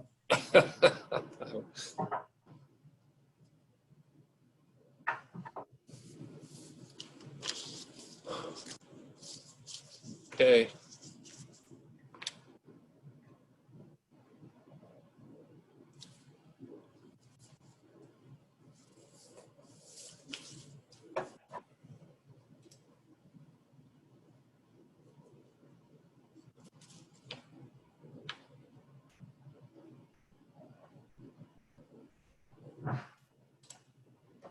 There it is.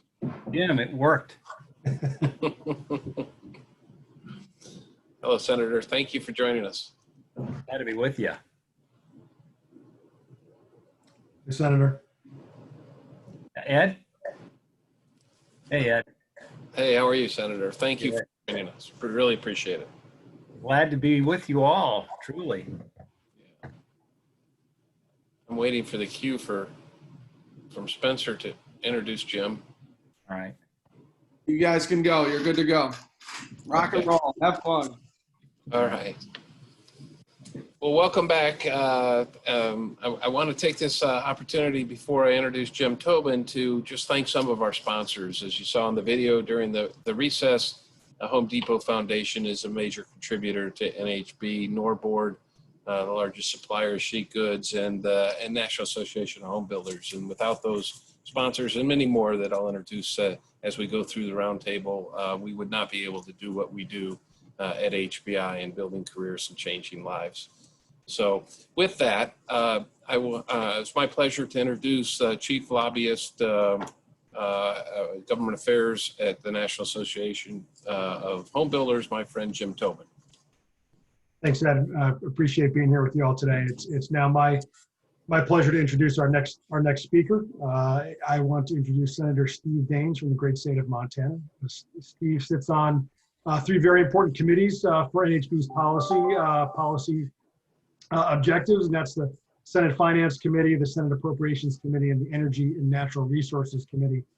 And he's been a great friend of the industry for many years. In fact, what many of you may not know is that Steve got his start in the home building industry. His father, Claire, is a longtime home builder, longtime member of the NAHB Leadership Council, a senior member, and very active in the Montana HBA. So Steve knows our industry very, very well, and we're so happy to have him not only in the House previously, but now as a United States Senator. So it is my pleasure to introduce Senator Steve Daines. Thanks for being with us today, Senator. Jim, thank you. There aren't too many groups that I can say truly I feel right at home and be speaking absolutely truthfully. It's certainly true with this group. Jim mentioned I grew up, watched my mom and dad start up a home construction business. I worked my summers through college and as well as in high school on the job. Dad did residential and light commercial. In fact, was the founding president of the Southwest Montana Home Building Association, which is Montana's largest association now, has been a life director at NAHB for many, many years. And so I actually, when I came back, I worked for Procter & Gamble for many years. I came back to Montana so we could get back to raise our kids where we love to live is Montana. I worked in our family business for several years, right alongside my dad. In fact, I just heard today, I was on another call, and there's a lot of folks out canvassing doors right now because I'm in the middle of an election. They're out knocking on doors, and this guy said, well, everybody knew you because they all knew your dad because he built every one of the houses in the subdivision. So it's all part of how I grew up and why when I talk about these issues, I'm pretty passionate about it because it's from true life experience as well as what I heard around the kitchen table and still here today. I want to talk a little about workforce development.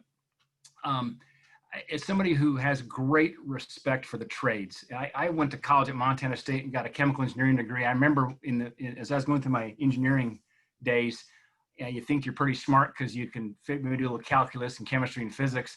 And then May would come along, school would end, I'd go out to the construction sites, I'd work all summer on a framing crew. And that's when I figured out who the smartest people were. And I mean that sincerely. How you do layout on framing, it takes a lot of brains. And think about how high tech the home building business is today. The need for more skilled craftsmen has never been more needed.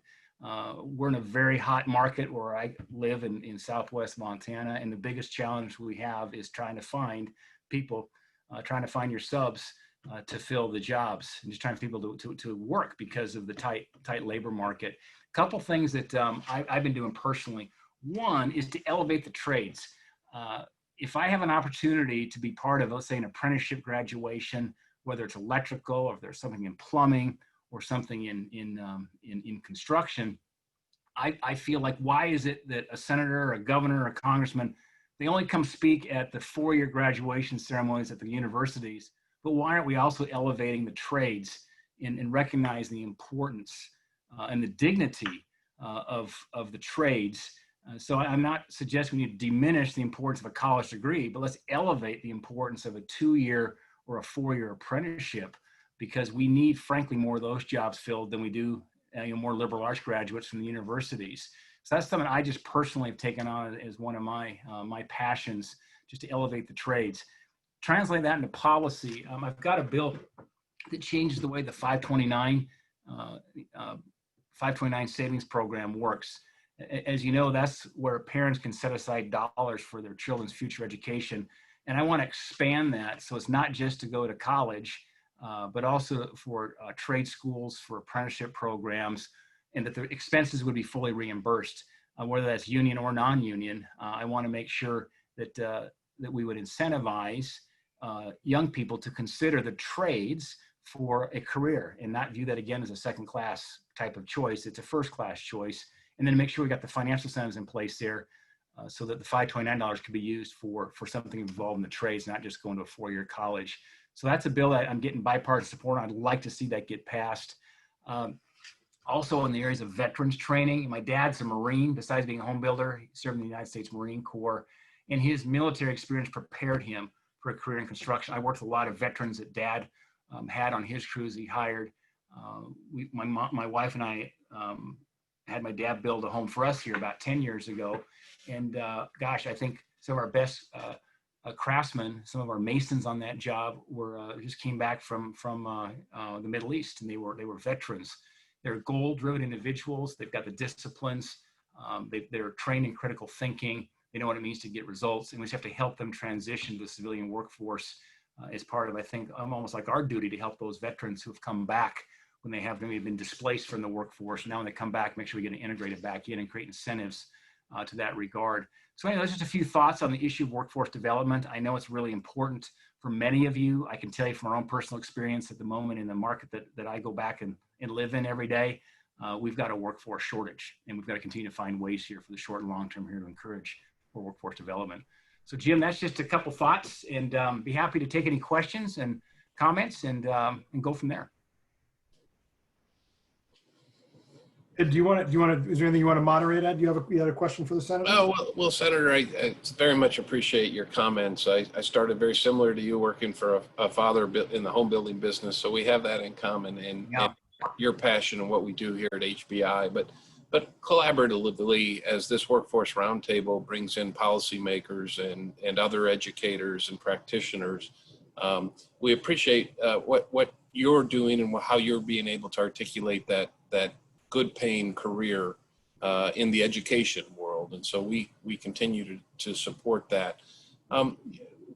It seems, I guess, that this has been under attack over the last 20 years, and that is that because everybody was forced into those 4-year college education. So if you have any insight as to what we may be able to do to continue to promote that. I know it's much at the local and state level and not at the federal level, but that funding kind of funnels down from the federal level. So insight as to how HBI themselves are not advocacy. We're a 501c3 nonprofit, but as Jim runs the government affairs at NAHB, and other people on this call advocate for labor as we do. So maybe some thoughts that you might have on that? Yeah, I do. And I think, the part of it is an attitude shift, and part of it is just flat out policy. So I think on the attitude side, just as elected leaders, again, I go back to, if Montana State University is holding a graduation ceremony, governors come and speak, senators come and speak, Congress come and speak. But when's the last time you had a governor, or a senator, or a congressman come to an apprenticeship graduation? It doesn't happen. And you ask yourself, why? Well, I mean, in part, perhaps because the crowd's not as big. I get that.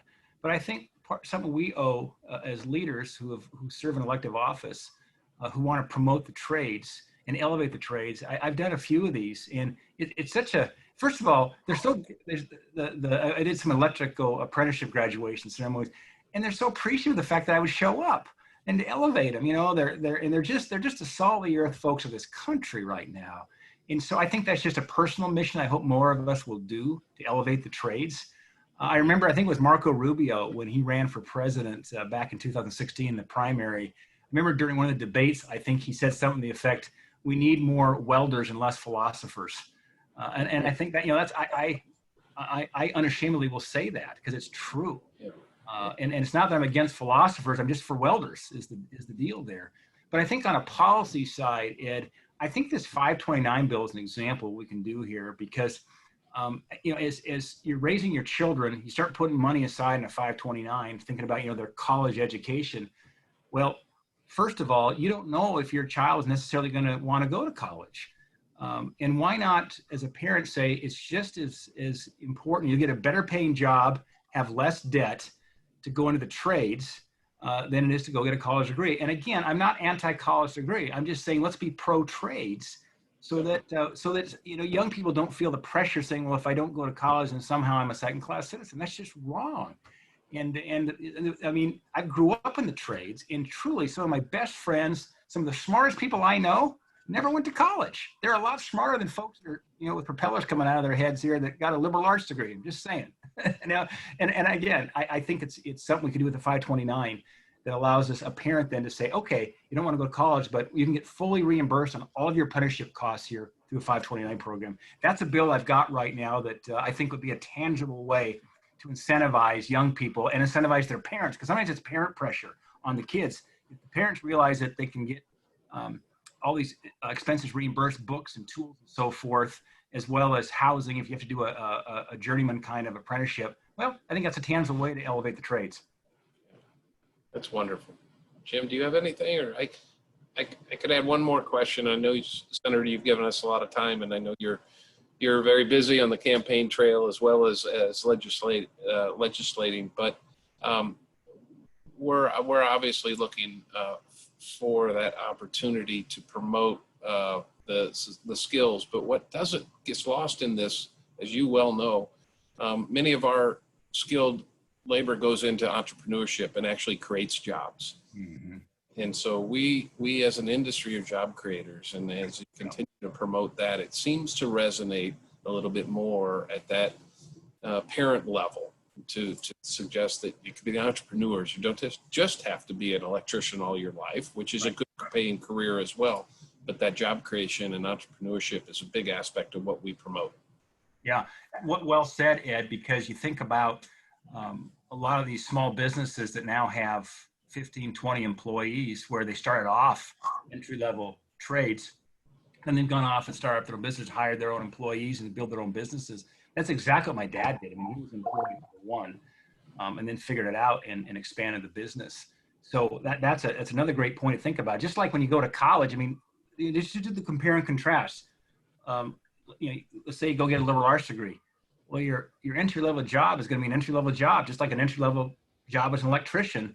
You can rise up in a business or in a university, wherever you so choose. You can rise up in the trades, and you may decide to go from being an electrician to running your own subcontractor operation there in electrics, and then you can move on and become a home builder, right? I mean, that's what oftentimes happens in terms of the progression upwards as part of the American dream. But importantly, you come out of oftentimes these apprenticeship programs, the training programs, with virtually zero debt.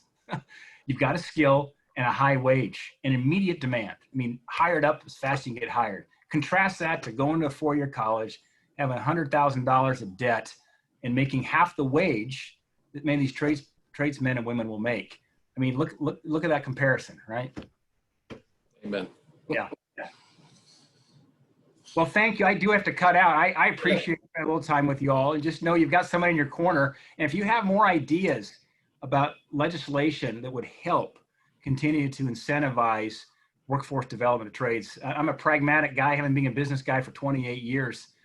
I like to cut from the theoretical to the pragmatic and the reality real quick. And anything I can do here to help in that regard, some of the best ideas come from the folks in the front lines, and I'd appreciate it. Back to work with you, Jim, as well as you, Ed. So thanks much.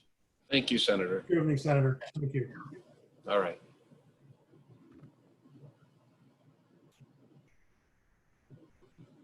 Jim, thank you very much for introducing the senator and his good work. Hopefully we can make a difference. Absolutely. Thanks, Ed. I appreciate it. Thank you. Well, wonderful to hear from the senator, but very excited about our next panel, which is being moderated by Erica Jeninek, who is, along with not only moderating, a strong partner of ours with Stand Together. So Erica, I appreciate you willingness to not only partner with us, but to moderate this important panel. Welcome. Thank you, Ed. Happy to be here. Well, wonderful. Appreciate everyone's time today. Really excited to have this panel framing up a number of issues that we'll be diving into over the next day or so. A little bit about Stand Together and the Chamber of Commerce. We are a philanthropic community looking to tackle some of America's toughest challenges, whether that's empowering people to find fulfilling work or helping those rise out of poverty. And I know we have a number of experts here today from the industry who I'll be introducing. But just to frame it up, we'll be talking about some of the challenges during COVID for employers, both nationally and at the local and regional level, as well as how to build a diverse and inclusive workforce that meets the housing needs for tomorrow. Whether that's the reentry population, women, minorities, I think we're all really on the same page with recovering stronger from this pandemic, having a much better economy where folks from all stripes can contribute to the economy and rise in this way. Just a little bit personally, I'm the Director of Economic Opportunity at Stand Together. I'm actually a former realtor, so it's my connection here. And very excited. I've worked with a number of developers here in New Jersey, my home state. A couple of the folks I just wanted to announce, and I know we had a little trouble getting Ross on, but I believe he should be joining us shortly. We have Scott Thurston from Oakwood Homes, Brad Simons from Magleby Homes, as well as Ross Comerford from Norboard. Ross, were you able to make it on? Hey, Erica, Ross is, we're still working on it, and if he pops in, we will certainly let you know, okay? Okay, appreciate it. Well, without further ado, I will introduce our panelists. So Scott Thurston was appointed the Chief Operating Officer of Oakwood Homes in 2016. He has a very impressive 35-year career that includes senior positions. He built multifamily communities in the Northeast, and he's just really risen in his career. He's also worked on a nonprofit construction school which trains students for careers in the construction industry. He serves on a number of councils, including the National Mortgage Roundtable and with the National Home Builders Association Capital Markets. We also have with us, and I know he'll be joining shortly due to some technical issues, but we have Ross Comerford from Norboard. He held senior positions in both sales and marketing over the past 4 decades with the company, and he was appointed to Vice President of Marketing and Product Management in 2018.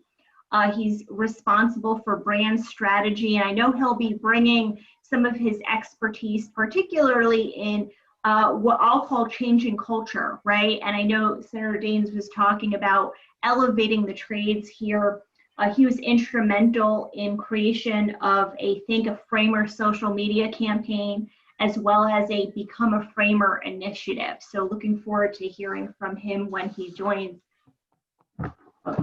Wonderful, love the bumper sticker. We also have Brad Simons, began his career in the industry working for his father in high school. He has risen up similarly in the industry, CFO for a workers' compensation carrier, earned his Bachelor's of Arts from the University of Utah, as well as his MBA, and he's the past president of the Utah Valley Home Builders Association. With that, I would love to turn this over to the 3 gentlemen to share a little bit more about themselves, as well as their companies and framing the issues overall. So Scott, I will turn it to you. Thank you, Erica. That was a really nice introduction. I appreciate that. Let me focus my comments on our Home Building Academy. So through our foundation, Build Strong, we started our Home Building Academy, I think 3 years ago now. And the idea was obviously to help with workforce development and placement, getting people in, getting them trained, and getting them placed. We've learned a lot in 3 years, a whole lot in 3 years. I think at first we kind of got interested, or we got excited about working with a community college and working with one of the local 4-year colleges, and kind of got away from workforce development and kind of focused more on this big career path. And I think we've gotten ourselves refocused now. And I think the real issue is, how do we focus on things like electrical? I love, Ross sent me a bunch of these stickers. That's why I keep putting them everywhere. But the Thank a Framer campaign and framers. And you talk about inclusion, I think we should spend a lot of time today talking about diversity, inclusion, and getting people into the industry. But we're going to expand our academy across the country. And so we're excited about, our challenges to open in 20 locations around the country and try to create. Ed spoke previously about how we're job creators. How do we create 1 million jobs over the next 10 years? And so I think you have to set your expectations really high to achieve really great things. And so that's what we're really trying to focus on. And I'm looking forward to the panel discussion on this with Brad. I know, Brad, you guys are doing some stuff. So I think it's a great panel, and we have a full set of topics to discuss. Wonderful. Thank you, Scott. And unfortunately, Ross will not be able to join us. I just got a message that he is having technical difficulties. So Scott and Brad, this will be all yours. Brad, I'll turn it to you. Well, I'm excited to be here. And I want to start off by echoing what Scott said. I mean, we just learned that there's 300,000 job openings right now.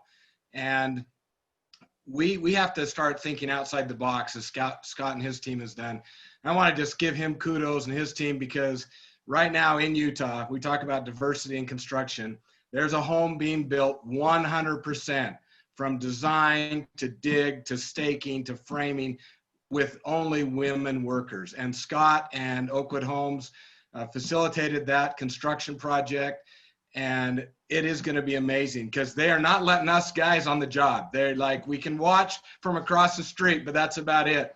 And that's what we really need to do. And that's what Chad Magleby, the owner of Magleby Construction, is invested in, trying to find resources, whether it's supporting Skills USA or working with educational programs. We also are spending a lot of time on offshore options, legal offshore options. We really believe that the current resources and the current percentage of students who go through programs and actually go into our skill-based industry is so low, with the current resources, we'll never fill the gap. So we've got to all stretch. We've got to get outside our boxes. We've got to invest. I've mentioned this to Scott before, and we compete with other industries all day long. The auto mechanics, the welders, all these guys who are out there and have the same need.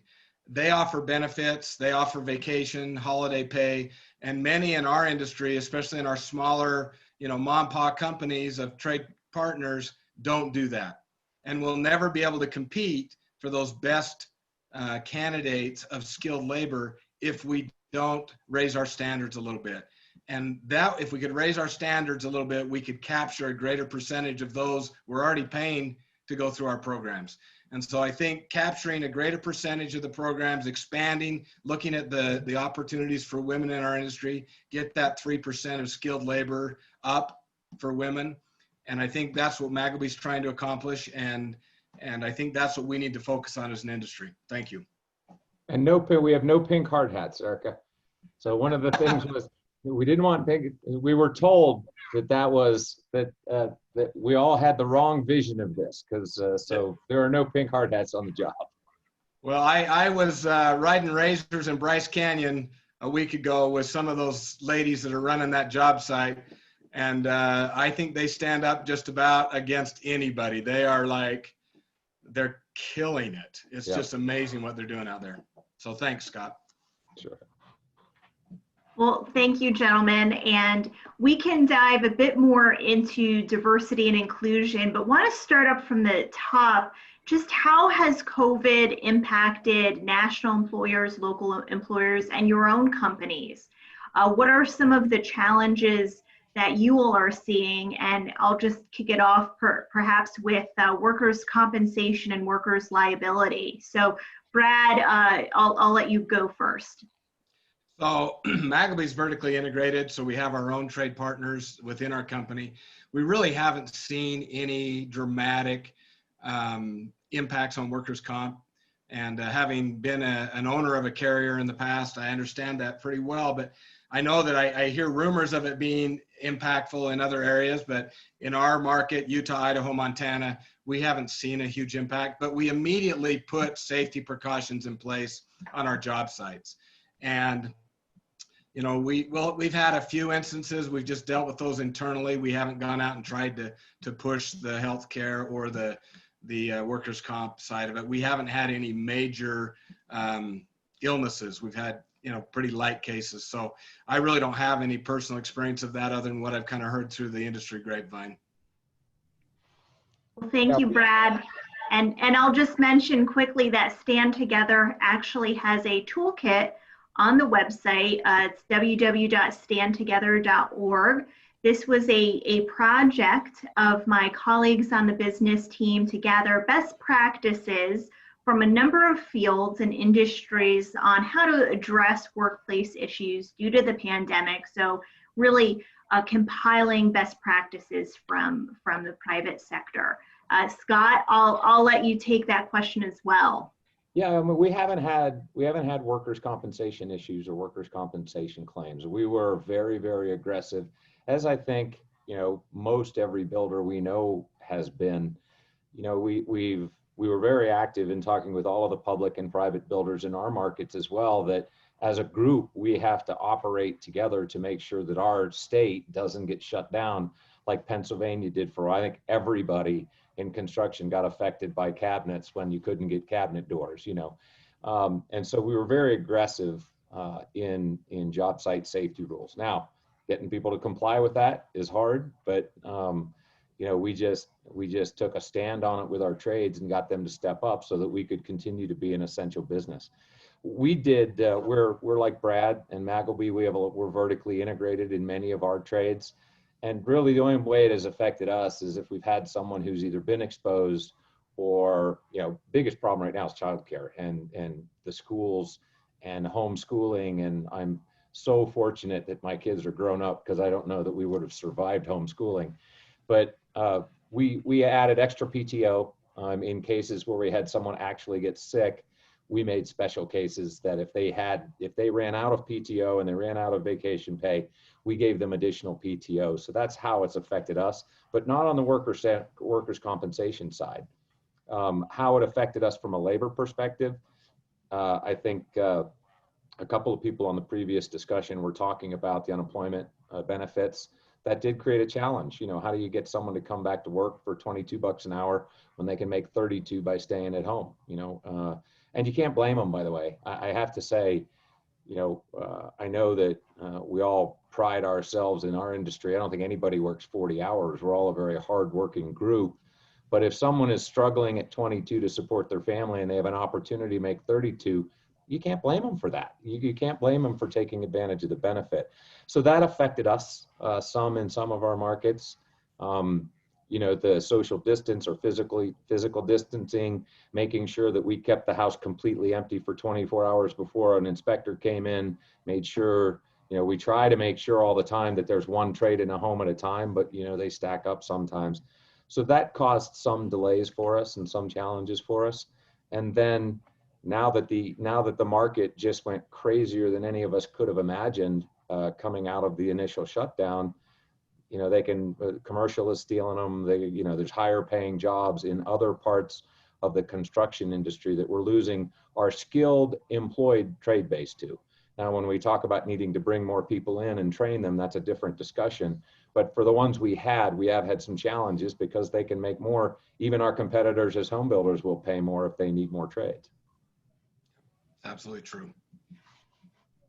And Brad and Scott, have you seen anything from displaced workers? So for example, in my home state here in New Jersey with much of the economy is still shut down today, and there are states that are still somewhat shut down. There's a number of workers who have been displaced from other fields. Have you seen that any kind of influx, or just as your own companies are seeing increase in demand? What changes are you seeing because of the pandemic? Brad, you want Well, to go? I think, thanks, Scott. You know, at Magleby, we haven't, we build in the West, so we haven't really had a lot of shutdowns. We're not on the Pacific coast. But one of the interesting things I've seen is that with the H-2B visa problem this year, where that number was dropped dramatically, landscapers in our markets have just been dying for help. And as COVID started, that's right at the beginning of their season, right in March, and they were able to absorb a lot of the local talent to replace their visa workers that they could no longer bring into the market. And so for them, the COVID, not that it was a good thing, but they had the opportunity to fill those slots, whereas had the market not had COVID, they would have been in a real bad position. I just got a call yesterday. There's 8 Puerto Ricans in New Jersey that are losing their job due to COVID, and they're looking to come out and work for us as part of our offshore initiative. And so there is movement because of what's going on in some states, and other states are not having those issues. But we're really lucky in the states we build that they're very strong economies and they haven't been shut down. Yeah, for us, Erica, you know, a landscape company certainly was able to pick up some labor that was displaced from restaurant and hospitality. I was talking with Damon DeFabio who's the director of our academy, and you know, we're getting more people coming in to retrain, you know, to change industries. And so we're excited about being able to tell those stories where someone can come in, you know, they've been displaced, they can get training through all of the means that are available with scholarships, and then can go to work for a higher paying job that I think really gives them a career. I mean, you know, I think our industry is such a career creator. And so we've seen more coming into the academy. I wouldn't say that, you know, we've seen them coming and working for a plumbing contractor or an electrical contractor. I can't point to any of that, but we are excited about retraining them and getting them into our industry. And I think that's an opportunity for us as we get to some of the other questions, is how we recruit them in. We very quickly went out and went the opposite direction when things, you know, went downhill so quickly in March. We got 10 billboards and put 3 or 4 of them up for our home building academy, you know, advertising for people to come to the academy and get retrained to join our industry. We were trying to do something for the cities that we work in, and are seeing the benefits of that. We're actually getting the benefit of that. It wasn't why we did it, but it's really brought us some more people that we hope will be in our industry forever. Really great point, Scott. And the Stand Together community invests in the Skill Up Coalition. So for those of you who have maybe not heard of Skill Up, you can go to www.skillup.com, and it's a coalition of employers and higher education entities who are partnering together to aid displaced workers in transitioning careers. So they are always looking for new partners, especially as we need to adjust given some of the challenges this year with 2020. And I think we can move a bit more into the theme of some of this conference, which is building a more diverse and inclusive environment. So curious how both Scott and Brad, with your companies and also just your past experience, what do you think some of the solutions are to building that environment? And this could be through recruiting, it could be the actual environment, workplace, or even cultural. Scott, if you don't mind, I'll kick it to you first. Yeah, you know, I think the very first part of it is we have to try. As an industry, we're horrible at it. We've always been horrible at it. Commercial is trained.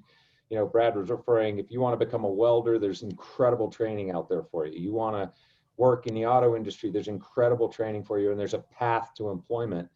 You know, with us being, you know, we're really, you know, normally a bunch of smaller builders, certainly publish or taking more of the market, but we've not tried, you know, and if we want to make a difference, I think it starts with recruiting. And if you think about all the areas we recruit, whether it's reentry programs or, you know, high schools in areas where people aren't going to a four-year college, you know, unfortunately, that is where we'll find a more diverse workforce. But we've got to go ahead. We've got to go ahead and try to get them in the industry, and we have to connect them to employment. And we have to get all of our manufacturers and all of our contractors to commit to hiring. But I think that's our challenge right now is we're decades behind other industries in actually making a real effort for greater diversity. Yeah, I would agree 100%, Scott, and echo those feelings. We're so individualistic in the construction industry, which is a really good thing and potentially great for future employees. But at the same time, we lack cohesiveness to solve the problem. And we just don't make the investment. You and your builders have made a huge investment. There are pockets of great investment, but for the mass of the country, we just don't have builders pulling their resources. And we're going against Toyota and GM and Ford and these big commercial companies who are dumping millions of dollars into their training programs. Here in Utah, we have the Job Corps Center at Clearfield, one of the largest in the country. And I went in, and the construction program has 12 kids in it, and it's in one room. And I walk across to a building that's probably as big as a football field, and that's the Toyota-sponsored auto mechanics training program. There's probably 100 Toyota cars in there that they work on, and computers, and I mean, Toyota has invested millions of dollars in that to train people, and then they provide benefits. I'm coming back to what I'm harping on is that we've got to, as an industry, step up, provide benefits, provide retirement, provide health care, give them PTO, give them holiday pay. And we do that at Magleby, but we find that outside of Magleby, very few do. And we're not going to ever get there, even for the parents. I mean, if you go talk to a parent and say, you know, send your daughter to Job Corps or to the trade school, not to college, and they say, well, what's the pay? Okay, the pay works out. What are the benefits? And we have to say, well, there are none. And so mom and dad are not telling their daughter to go to the trade school. They're telling their daughter to get to the university, go into debt, get into something else. And I think those are very basic steps. The other thing I'll tell you that I'm seeing in our offshore initiative is that these kids need a bridge. A lot of these kids that are coming into the program that have great attitudes, they don't have they don't have the funds to bridge. They don't have the ability to go buy a car. They don't have the ability to put a down payment or a first and last month's rent on an apartment. And so what we're finding is if we can create that bridge for them and help them, and I don't give anybody anything. I advance and they pay back, because I think that teaches great economics and personal endurance. But when we're bridging for these people, I see them light up. I see them excel in their work. They're now not having to worry about what's going on in the home front. They're focusing on increasing their skill level and becoming a great contributor for that company they're working for. And you know, we've got great examples of that where people just needed a leg up. And so I would encourage our industry to focus on those key things. Yeah, one thing I'll add, and I don't know that this is, you know, the right question, the right place to add it, but you think about what Norboard does and how the effort that they're making in the industry. I think, you know, in our academy, one of the things we're trying now is two pieces of the connection. And one is, you know, if we're going to buy as a business, however many thousand Moen faucets this year, or Delta faucets or Kohler faucets, part of that contract has to be with Moen or Delta or Kohler. You need to help us provide training on how to install your product. And we very seldom have them say no, but no one's been asking. No one's been trying to force, you know, that training. And then on the other side of that, the contractor who's going to install it, back to what I said earlier, has to commit that once they get the training and putting in the products we're going to buy, they're going to hire and give that student a chance. Even if we have to do as Brad said, I'm willing to invest to cover that bridge for the contractor while they get that kid started and trained up and working. And if we have to do that, that's what I said earlier, we just have to try. We have to make the effort to actually do that. We've gotten a little bit away from diversity and inclusion, But it all comes back to the same thing as well. You know, we have to, in all the places we're looking, it's not just getting students that are at-risk youth in a challenged high school. We also have to make sure that the students that we're interviewing or that we're bringing into the academy want to consider and want to learn something. So I think we have to vet them as well. We can't just be the substitute teacher for the at-risk program. Right. And I think too, they need, you know, classwork is good. I mean, I'm still a student in my old age, but I think we need to get them out on the job site too, like you're doing, Scott, and show them it's fun. Show them that they can express their creativity. We need to find a way to, I believe the statistic is 30% of the kids that go through the programs actually stay in the industry. If we could increase that to 60%, we've got a huge win on our hands. But they need to go in and learn to love it like we do, and see how awesome it is, so that they know for themselves. They're not going to learn that in a classroom. They're not going to learn that through a brochure we hand out. They've got to go experience it themselves. And that's why I think it's so important to get these kids out on the job sites, show them the cool stuff we do, show them how exciting it is. Erica, do you want me to explain a little about our boot camps that Brad was referring to? Yeah, that would be great. Place to do it? Yes, please. So in a partnership with HBI, we have started, we started last year where we set up our boot camps on site. Now, transportation is a huge issue. We can come back to talking about the transportation issue. Brad had touched on it, but we set up a classroom on site. When we have had many builders from Richmond American to Tri-Point all be very willing to let us use a neighborhood of theirs to set this up. And they've actually paid for and contributed money towards lunches with contractors and all. But, you know, we'll come out, we set up a fenced in area, tent, classroom, basically a classroom in the field. And then they get the opportunity several times through the boot camp to go ahead and meet the contractors on site, to go out and be in actual houses and see how houses are going together.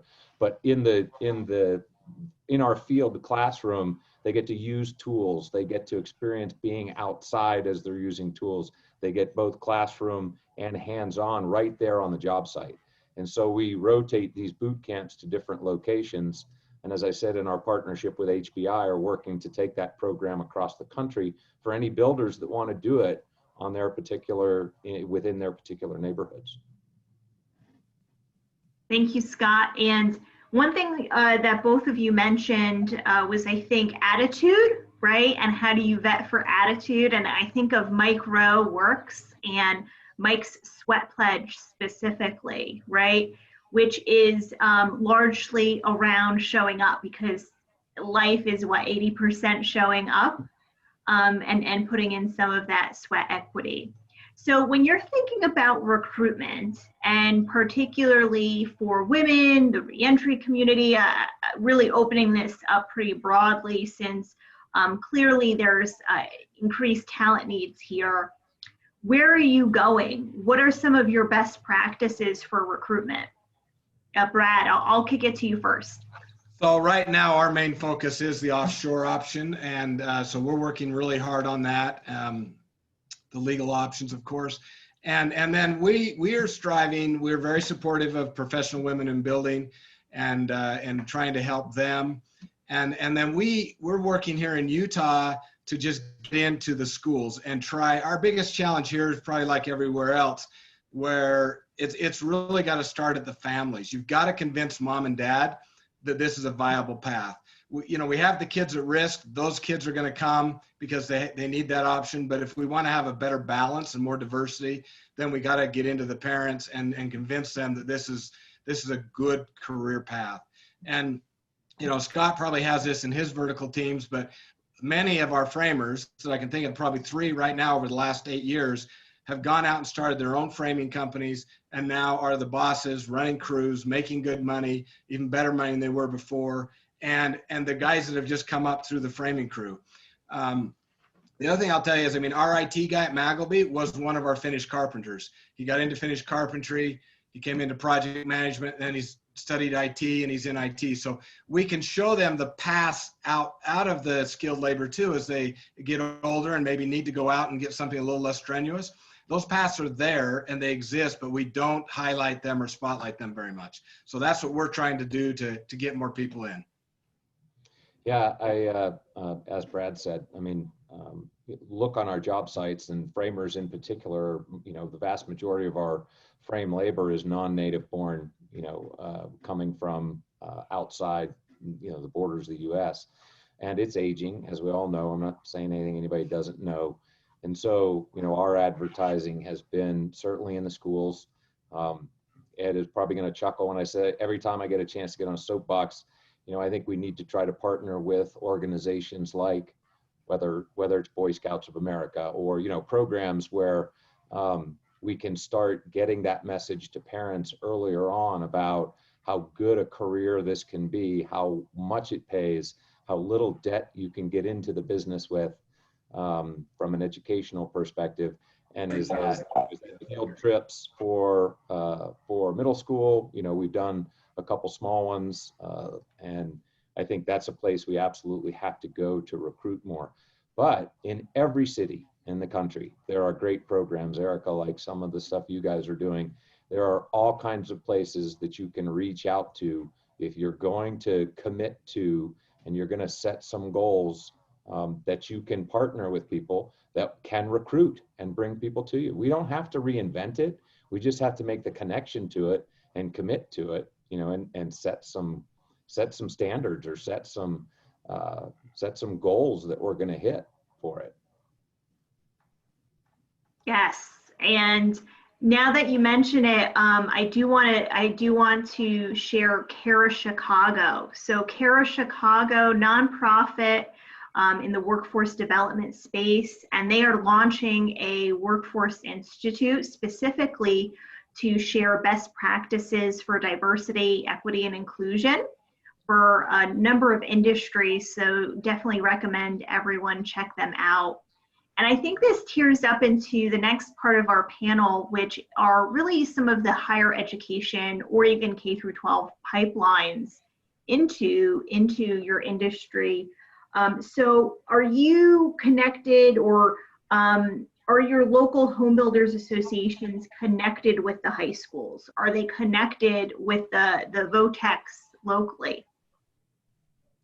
For us, yes, we absolutely are. And we work, you know, part of our program, you know, is a part, you know, our partnership with HBI, but to make it successful in any city, you know, we want to partner with the HBA. That's such a key component, because how do you connect with all the builders if, you know, to ensure some hiring if you're not a member and not being involved with the HBA and the associate membership of the HBA? You've got to do that.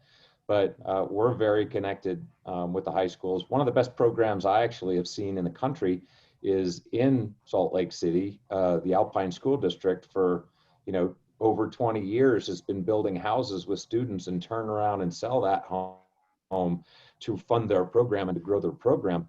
And so you've got to be connected with the high schools and all of the, you know, and the school districts. And you'll find some that want to be involved and some that don't.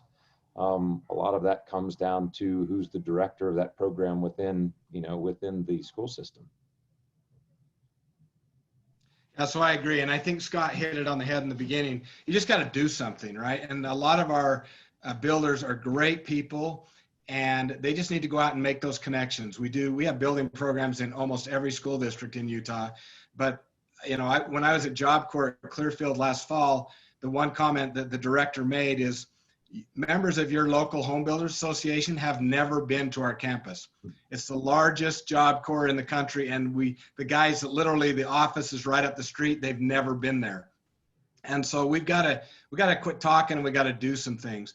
I'm excited about a new program in Utah. It's been in beta in Salt Lake County. It's now moving statewide, where the state economic office is sponsoring a program of apprenticeships and on-site education for high schoolers. So we're actually rolling this out in Utah County, which is south of Salt Lake County right now, and have the opportunity to serve on that committee. And we'll be going out to all the high schools and inviting kids into the program. And it's kind of a short little program, but they're actually going to be going out and working with contractors, with trade partners for a short period of time. We've got some permission from the Department of Labor to do that, get these younger kids out on the job site. And I think that is going to drive a desire to learn more and actually go out and see what we're doing and see the cool stuff we're building. So I'm excited to see how that rolls out. Like I said, it's been in beta, but now they're taking it statewide, and it could be a really, really good program because it is going directly to the high schools. Eric, it might be of benefit, for some listening. I think Maggleby and Oakwood are a little different because we have so much vertical integration, and so we're a lot more connected to the actual labor that's working on our job sites. The vast majority of our industry, they're the purchasing department for a division of a public builder. They go out and hire an existing plumber, and it's all piecework. We're signing a contract with them. They're doing the work. We're not responsible for finding their labor. And I think one of the challenges that we as an industry face is we have to, in the contract process with the trades, get a commitment for them to participate in this. To be honest with you, now and 10 years from now, if someone wants to go out and hire a plumber and doesn't want to have anything to do with trying to improve, or expand our labor force, or to create any kind of inclusiveness in our business, they're going to be able to do it because they can just hire piecework. But we've got to make the commitment to get our trades to make a commitment when we hire them that they're going to be a part of this effort if we want to create change.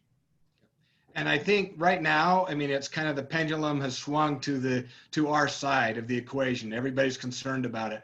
But as things calm down a little bit, or we feel some of those gaps, or maybe the industry slows down a little bit, everyone will turn away from it. And as Scott mentioned, this is 10 years. We need to be thinking 10, 20 years down the road.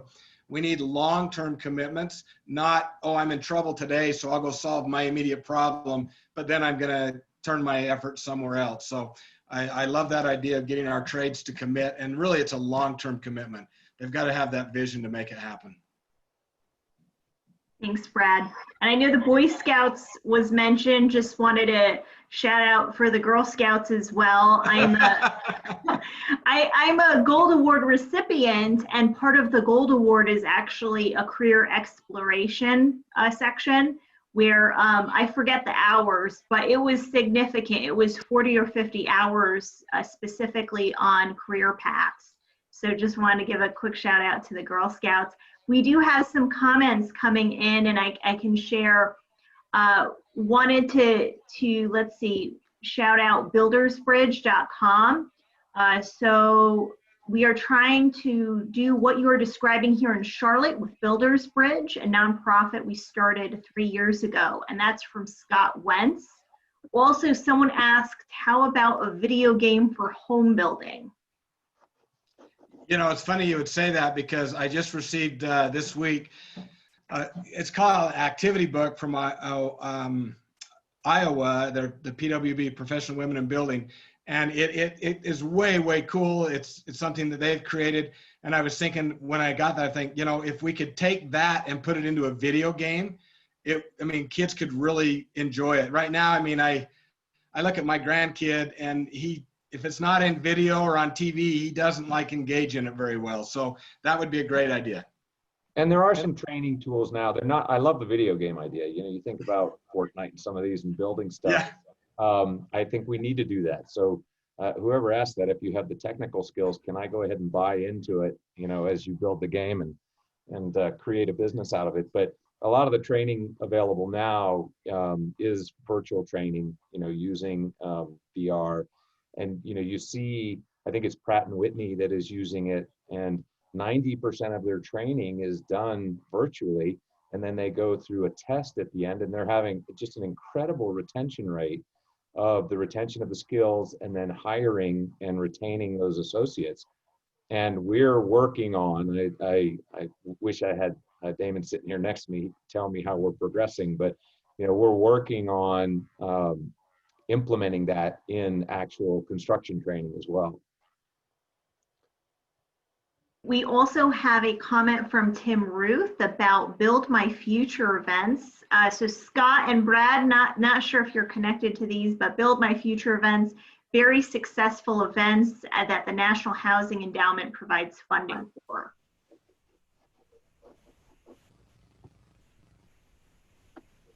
You know, and I'll make a little plug for Skills USA. We were able to sponsor the Puerto Rican team last year at the national competitions, and attended the competition in Puerto Rico, the state competition, where we were also a sponsor.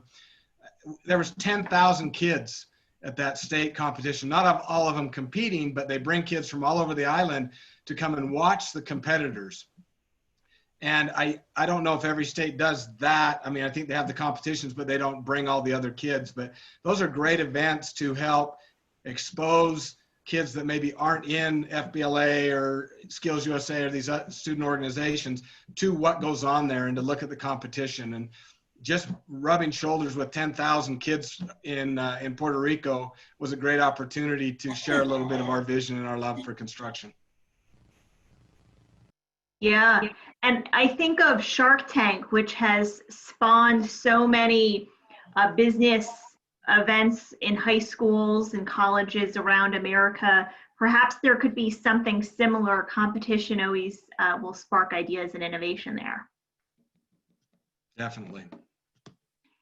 Well, moving a little bit into the policy landscape, especially with COVID-19 and the pandemic and the effects on the industry, what do you all see as some of the external barriers to getting good talent in the door? So I know we've run through a number of organizational or company barriers as far as going to where to recruit, but perhaps you all could speak a little bit of some of the regulatory barriers, whether that would be occupational licensing or even independent contracting was mentioned earlier in the day today.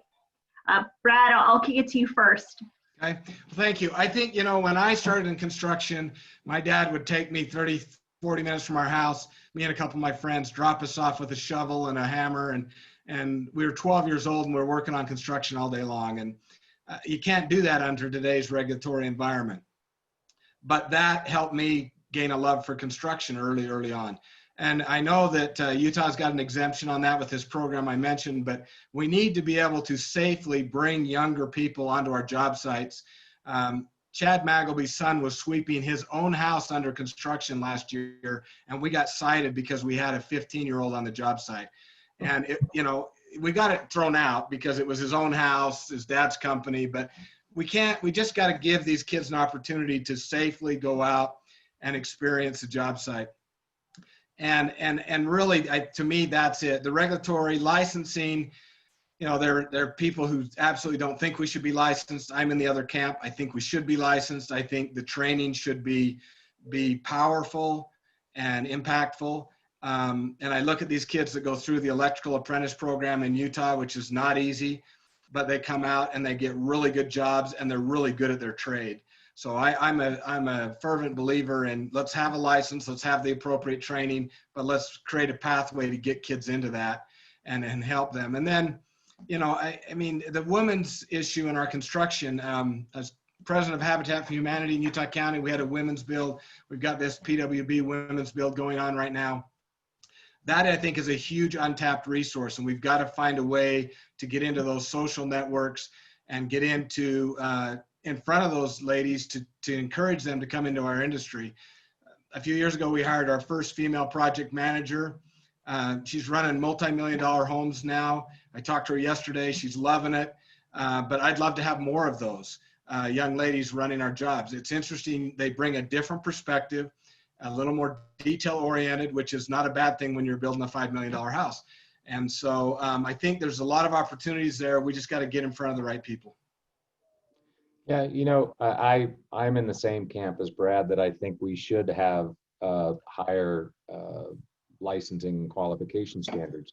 The truth of the matter is they're not there, though. And so it's not an obstacle to getting people into the industry. How do we get youth into the industry safely from an insurance perspective?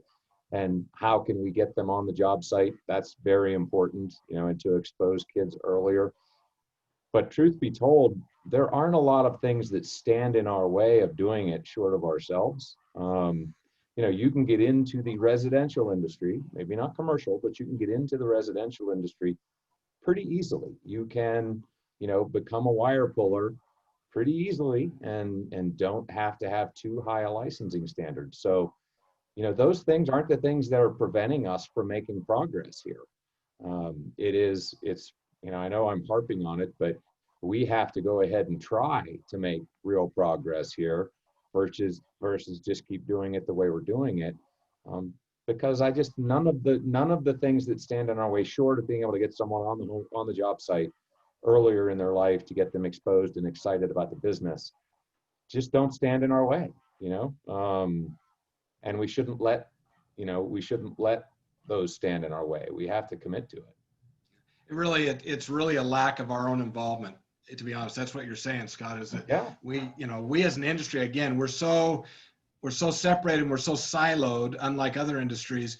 We just need to gather together and make that commitment, and like Scott said, go try it. And the tools, you know, look at the tools that HBI has available for our students. I mean, for kids who want to get into the industry and they can get a first touch. Now, you know, we're working together on how do we maybe make that delivery method more exciting to the demographic we're pursuing. I love the video game idea now that someone said that, but you know, we just have to get out there and do it because the tools are available, and with minimal effort, I think we could reach who we really need to reach. There is one other obstacle I'd like to mention, and it gets a little into the political side, and I don't want to go down that rat hole too far, but you know, we're bringing up fewer and fewer people from Mexico because of the visa restrictions and the current political climate. There's a workforce there that wants to come and work, and as Scott said, many of his framers are legal Mexicans who are working in the industry, and they're really building America. That's a resource that we can't tap very well right now, but I know that Magleby worked with the Mexican government to bring them, or to take to them, HBI's training content, and they were ready to certify it so we could actually train people on the south side of the border and then bring up trained individuals rather than bring up untrained individuals. And that's been kind of shut down with the current market, but certainly that's a huge resource that we could get into that would help alleviate. And I do like the fact, you know, we weren't just trying to bring anybody up, we were trying to train them in Mexico, give them those skills, and then bring up those that would really contribute to our national economy. So that's a great restriction right now that maybe we could work on and pry that open a little bit for trained people. Yeah, I mean, we could spend days talking about immigration reform and our need for immigration reform. You know, I don't think there's anything on the near-term horizon that's going to change that, but no, it would be. We'll be ready, though. We'll be ready when it happens. We'll be ready. Well, Scott and Brad, I think this is really empowering, particularly, you know, you both mentioning that it's really up to you all, right? And that there aren't a ton of external barriers. I did want to pivot just a little bit on the independent contracting side because I know there are some threats down the pipe. So just for everyone watching today, AB 5 in California was enacted into law earlier this year, which made it very prohibitive to be an independent contractor. So essentially a 1099 worker in California. And there have been similar threats in New Jersey. Potentially next year, there could be in Illinois, Virginia, Pennsylvania. And so just curious, Scott and Brad, is that on your radar? How do you see that affecting your company? And I know that you both mentioned you're in the West, but these things have a tendency to spread. You know, one of the challenges we have, if we hire a trade partner in his company, you know, his employees are his employees, and he may have them as 1099 or he may have them as employees. To go back to my comment on benefits, you know, we need to make them employees. I mean, that's what we need to do. In the commercial industry, they pay them more, they're employees, they don't have this 1099 gap. Sometimes, unfortunately, this is just the honest truth, sometimes our trade partners take advantage of that 1099 option to save money and to put the burden of those employee expenses on their employees. And that does nothing to help us recruit people into the industry. So that's my opinion on that. Yeah, it's, unfortunately, if we want people to create businesses and therefore be additional job creators, it's almost counter to that. It really kind of destroys entrepreneurism. Whether it's through us or through them, I think, as Brad said, you got to have benefits. You got to have those things that help someone create a full career versus piecework. I think it is a potential challenge to us as an industry, and it'll drive cost up. It's not at the top of our list right now. I mean, we're in our world, we're trying to make a difference with the students we can recruit and bring in. We want to encourage people to start businesses because that creates jobs. And so we'll see, I guess, how it spreads, but it's just not, right now we're not modifying our behavior based upon that legislation. Well, thank you, Scott and Brad. We have just 5 minutes left in this panel, so wanted to give you both an opportunity now that we've really framed these issues, both with how COVID-19 has affected employers, as well as really building a stronger workforce to meet the housing market needs of tomorrow. What would you like the top 2 or 3 takeaways be for today? Brad, you want to go first? Thanks, Scott. While you're thinking, yeah, thanks a lot. You're a good friend. I think for me, it's all about providing opportunities. I mentioned the bridging, finding ways to bridge people into the industry and help them, lift them up, and really just expanding our exposure and thinking outside the box. There's so many good programs. You've mentioned a bunch. Some people have mentioned them in the chat. We need to get a place where those can be housed and where they can be accessible to others. Because we don't need to recreate the wheel, but we do need to get out of our box and expand our reach in order to fill 300,000 jobs that are open right now. The current things that are happening are not meeting the need, and so we've got to get creative and more diverse. Thank you. Yeah, I'll echo what Brad said, and I'll say the same thing I've said so many times today as we go through this. We've got to make an effort to make the connections. The Fair Housing Act was enacted for a reason, but the reality is, if you look at housing in the United States, it's been discriminatory for many, many years. I think hopefully we've overcome all of those things, but now we have to take the same solution-based goals and say, okay, we're going to make a difference, and we're going to do things differently as we recruit and hire and connect, and connect those students that we recruit with manufacturers, with contractors, and get all of us together to make a difference in it. Because it's not going to, I can tell you, in our 3 years with our current academy, that's been our challenge. Is we would focus on one part and get one part working, and then we wouldn't have done a really good job of connecting with the employers. Because everything we do, if you don't connect them with a job at the end of it, was for nothing. You have to look at this as placing someone in a job. Getting them certified doesn't make a difference. We need, I think the HBI certification we need to continue to work to make that the certification people look for when they hire. That's really focused on our industry. I think it's quality content, quality certification.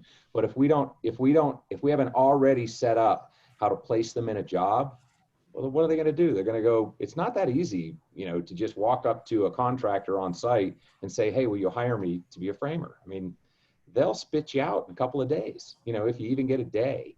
So we've got to do a better job of making that connection, or all the other stuff we do doesn't matter because it didn't do any good. Yep. Agree 100%. Well, Brad and Scott, thank you so much for all of your expertise today. I'm going to share some of the groups I mentioned, whether it's the Skill Up Coalition, CARE Chicago, or the Micro Foundation, with the team at the Home Builders Institute. So if anyone's interested in learning more or getting connected, you have those resources. Again, Scott and Brad, thank you so much. I'm going to turn it over to Ed. Thank you, Erica. Hi, Ed. Thank you. Hello, Scott, Brad, Erica. What a wonderful panel and discussion. Brad, you're on HBI's board, and your work with the workforce is incredible. Scott, our partnership with you at Oakwoods and your team in helping create opportunities throughout the country in 20 major cities, and building these academies is, I think, revolutionary, and their partnership. And Erica, all your work in the public policy side, and certainly workforce development, and your partnership with us is so much appreciated. And there is so much, I could sit and listen, and there's so many of us throughout the country that have these ideas, and that's what this is all about. This is about a collaboration of best practices and how we, I sense a little bit of frustration in all of your voices that we're not doing enough soon enough. Brad, maybe especially as you smile, but it's so true. There is so much energy here and so much opportunity to build on. But I really, Erica, thank you so much for your moderation of this panel. I did text Scott, or excuse me, Ross. He's very disappointed he wasn't able to make it. He has been a real partner. Scott, he pointed out to the great work that you're doing at the academies and the partnership that he's worked with you. So he apologizes for not being able to get on. But thank you again, and look forward to the rest of the afternoon. Thanks, Thank you, Ed. guys. Thanks. Thanks, guys. Thank you, Erica. Bye-bye. So now I have another great pleasure. First, to thank again some of our sponsors and partners at HBI, Bank of America, Core Civic. I mentioned Stand Together and Erica's organization, Regions, Perry Homes, DeWalt, all companies that have sponsored and partnered with us on providing and building careers and changing lives. So thank you to the partners and sponsors.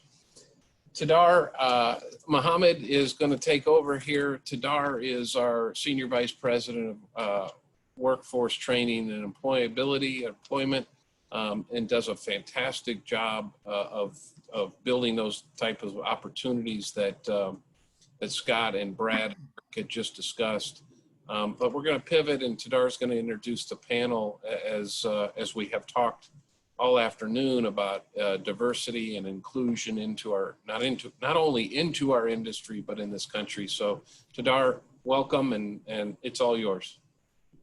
Thank you, Ed, and happy to be here, and happy to talk about such a wonderful topic with such wonderful people. And it's interesting, as I listen to today, and I listen to all the wonderful things and the panelists before us today, it was quite interesting that many of the things that were talked about all dovetail into this conversation.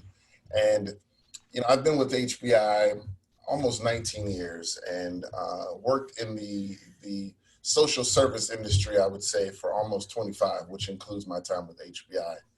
And most of that work has been around helping individuals have the opportunity to earn something tangible, learn something, and to be self-sufficient, whether that be entering or re-entering or upskilling their skill sets.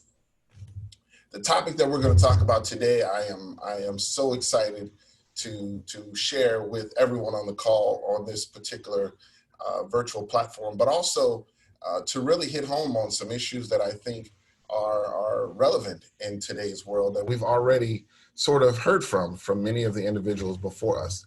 I want to sort of define this issue of social justice, because I think that it's important for us to all be on the same page when we open up this discussion with our wonderful panelists. And social justice is the view that everyone deserves equality, in some cases equity, and some would change those conversations to say whether equal is important, equal economically, equal politically, equal socially. And these rights and opportunities include access. You heard me talk about equity, diversity, participation, and human rights. Interestingly enough, you heard earlier from the panel, they talked about women representing about 10% of the jobs in the industry.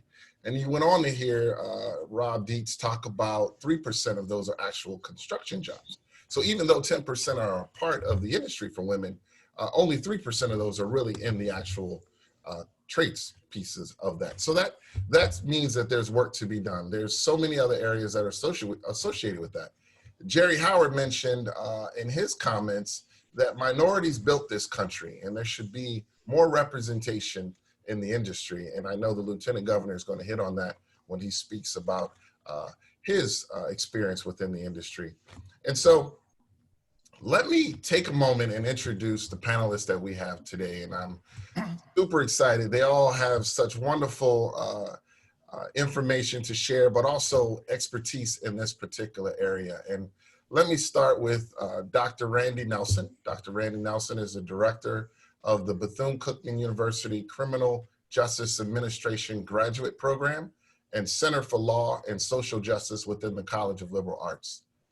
Dr. Nelson serves as the administrator for that program, but has a background in a bachelor's degree in sociology from Eckerd College, master's degree in criminology, and a PhD from Florida State University. His academic and professional career has focused on developing and evaluating delinquency prevention strategies designed to address the problems negatively impacting disadvantaged communities. Dr. Nelson is also nationally recognized for his law enforcement training as a consultant in the areas of community policing and engagement strategies. Next on the list is Lieutenant Governor Boyd Rutherford. Excited to have him join us today. Lieutenant Governor Boyd Rutherford is the 9th Lieutenant Governor of the state of Maryland, elected to office with Governor Larry Hogan in 2014 and re-elected in 2018. He is the first Republican governor to ever be re-elected in the state of Maryland. An accomplished attorney with a lifetime experience in both public and private sectors. Rutherford has served as Associate Administrator for the U.S. General Services Administration and as the Assistant Secretary for Administration for the U.S. Department of Agriculture and the Secretary of Maryland's Department of General Services. He has extensive legal and business experience, including service in business and government law, information technology sales, and small and minority business development. Last but not least on the panel is Dr. Carrie Pettus-Davis, founding executive director for the Institute of Justice Research and Development. Professor Carrie Pettus-Davis is one of the social work's leading experts in enacting data-driven solutions to criminal justice reform. Her intervention development and policy reform work examines racial and economic equity throughout the criminal justice system, from an individual's first contact with law enforcement to their release from incarceration. Her goal is to help individuals, families, and communities impacted by the criminal justice system to develop well-being. Excited to have these wonderful, wonderful guests and panelists here today. And just to start us off the conversation, everyone's gonna have an opportunity to just speak a little bit about various issues relative to social justice. And I'm gonna start with Dr. Nelson. So if you could, Dr. Nelson, give us some perspective as we talk about it, open up this issue. Thank you, Tadaran. It's a pleasure being here, and I always look forward to a robust conversation and discourse around this and other issues that I think are paramount in terms of America and moving America forward. But the conversation around social justice within this space is no different than the conversation that we have, whether we were talking economic, whether we were talking education, it is the same conversation. But in this space, particularly now, I think America is as divided as I've ever seen it before. And part of that is, I think America is actually coming to the realization of the disparities within this system, that the built-in disparities, whether you want to say it's institutional or systemic race, whatever you call it, being able to look at itself and say, is it the case that some folk have a harder road to hold than others? And when you look at that, you actually have to say yes. As an African-American male who benefited greatly, not only did education, and when I say education, a formal education, allow me to rise above my circumstances, but it's also helped me to do the same for my parents. I was able to do things for them that they couldn't have done for themselves off of the jobs and the salaries that they made. So I recognize that. But I also recognize the gains that were made by African Americans in particular in the trades field in terms of building and ownership of businesses, whether they are grocery stores, but a lot of the trades, whether it's masonry work, framers, construction, that in the pursuit to ensure that our kids were educated and a formal education. And I lay blame here today. I told my kids, I have a doctorate degree, my wife has a law degree, so the expectation is that they'll do the same. And I think that's okay, but also I think what it leaves out or it voids the fact that I'm also a building contractor, and I deal with a lot of subcontractors, most of which are white males. And what I find in that work is that they're second, third generation of entrepreneurs through the trades. Very rarely, whether I'm working in Tallahassee or whether I'm working in Orlando, very rarely do I see generations of contractors, whether they're builders, electrical, plumbing. Very rarely do I see that with African American and Hispanic populations in terms of second, third generation. And a lot of that has to do, once again, with the disparities that we're talking about. It takes not only money and resources and know-how to develop companies and to be an entrepreneur. So some of those things. So I think what I like about this space now and the intentionally looking at how using the trades and other venues. I don't think the trades alone, just like I don't think college alone will be the answer. I don't think the trades alone, but technology, other spaces that I think that we have to expose particularly disadvantaged communities to, expose them to the trades and what the trade has to offer. Because my brother's a principal, and he was just talking to me the other day, and he was saying, do you have a good plumber? I said, yeah, I have a good plumber. I said, sent the plumber to him. The plumber sent him his bill, and he was like, man, he was here about 3 or 4 hours, and he make more than I make it in almost a week. So those conversations, and I think a lot of communities are not exposed to that. And I think just as we talk about, particularly in the Black community and brown community as well, we want our kids to be doctors, lawyers. I've added law enforcement to that list, and I've also added contractors, subcontractors to that list as well. I think once again, it's exposure. My dad had a 9th grade education, but he rented a mobile home park. So he had rental properties all over. And he would go in showing both myself and my brother how to do things. Well, I wasn't as gifted in that area. So I was able to go in and take the contractor test and get my contractor license. So I'm gifted at being able to read, knowing what needs to be done and getting the people to do it. So that's what contracting was for me, is making sure that folk did what needed to be done, and they did it by the standards that were set forth.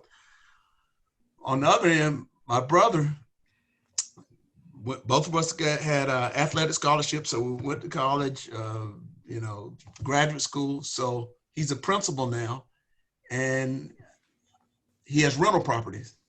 And he was telling me the other day, man, I wish I would have listened to Dad. I wish I would have learned, because I'm paying a whole hell of a lot of money now because I wasn't listening to Dad. And that's part of that exposure as well, being able to not only, if you don't want to go into trades, and particularly young men, I find a lot of young men of color, even in my workspace now, that are gifted with their hands, but we'll force them to, well, you got to go to college, you have to do this, because that's the way you lift yourself up, as opposed to entrepreneurship and how you can use your gift and also your wants. You want to do things that interest you and that you're about. So I think that the conversation in this space, not only in terms of social injustice or social justice, the issue is exposure and opportunity.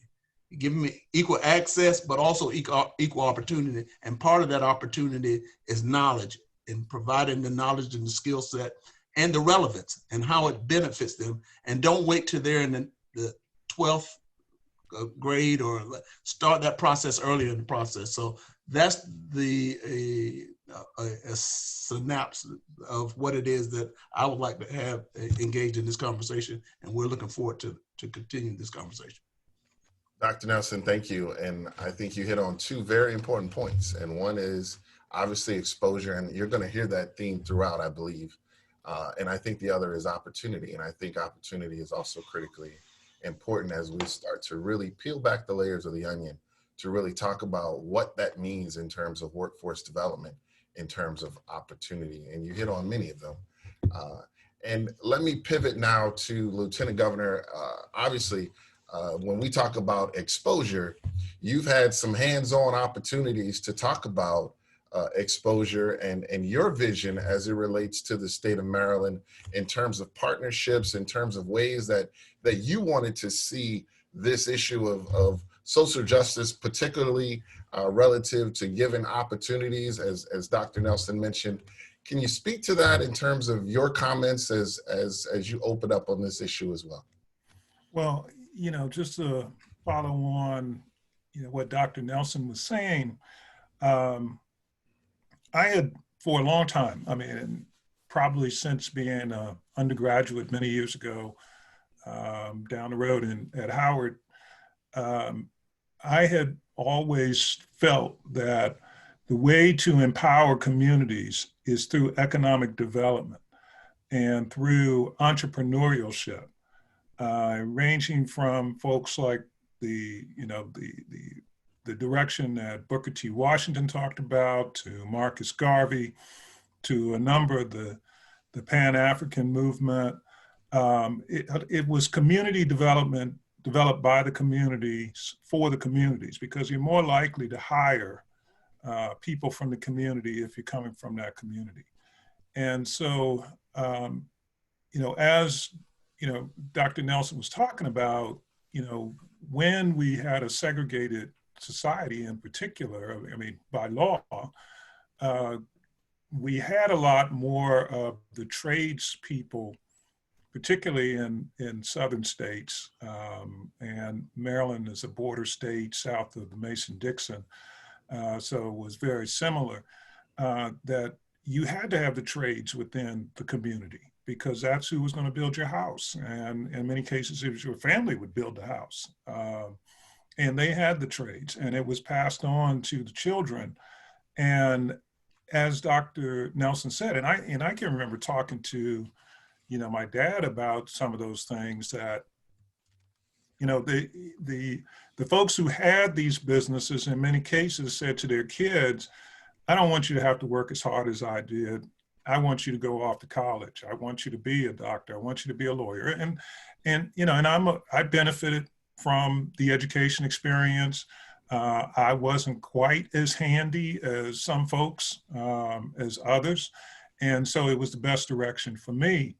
But I see the trades, the construction trades, the professional trades as another avenue that I think what tended to get left behind in the civil rights movement was the Black-owned businesses and the trades.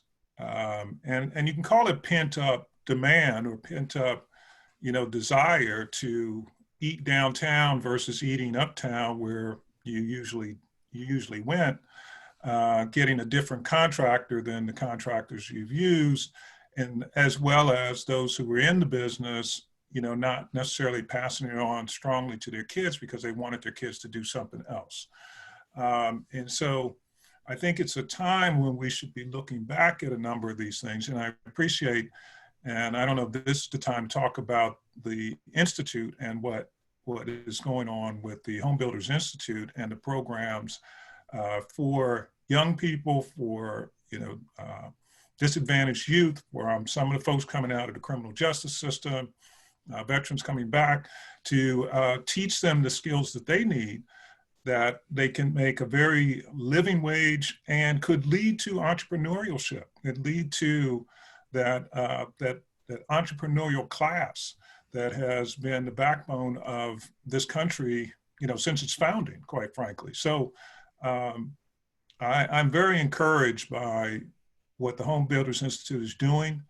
And I guess we'll talk in a minute about, the activities in Maryland and what we're trying to do here.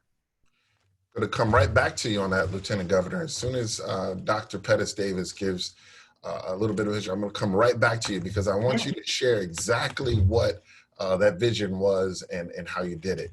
But also, Dr. Pettus-Davis, please talk to us specifically. And I know that in conversations regarding the family and engagement and how that plays a role as we talk about this issue of social justice, but also as it relates to work trajectories and things of that nature. Yeah, absolutely. Good afternoon, everyone. You were not expecting a call. Can you, sorry. I hit a button on my phone on accident right when I was talking.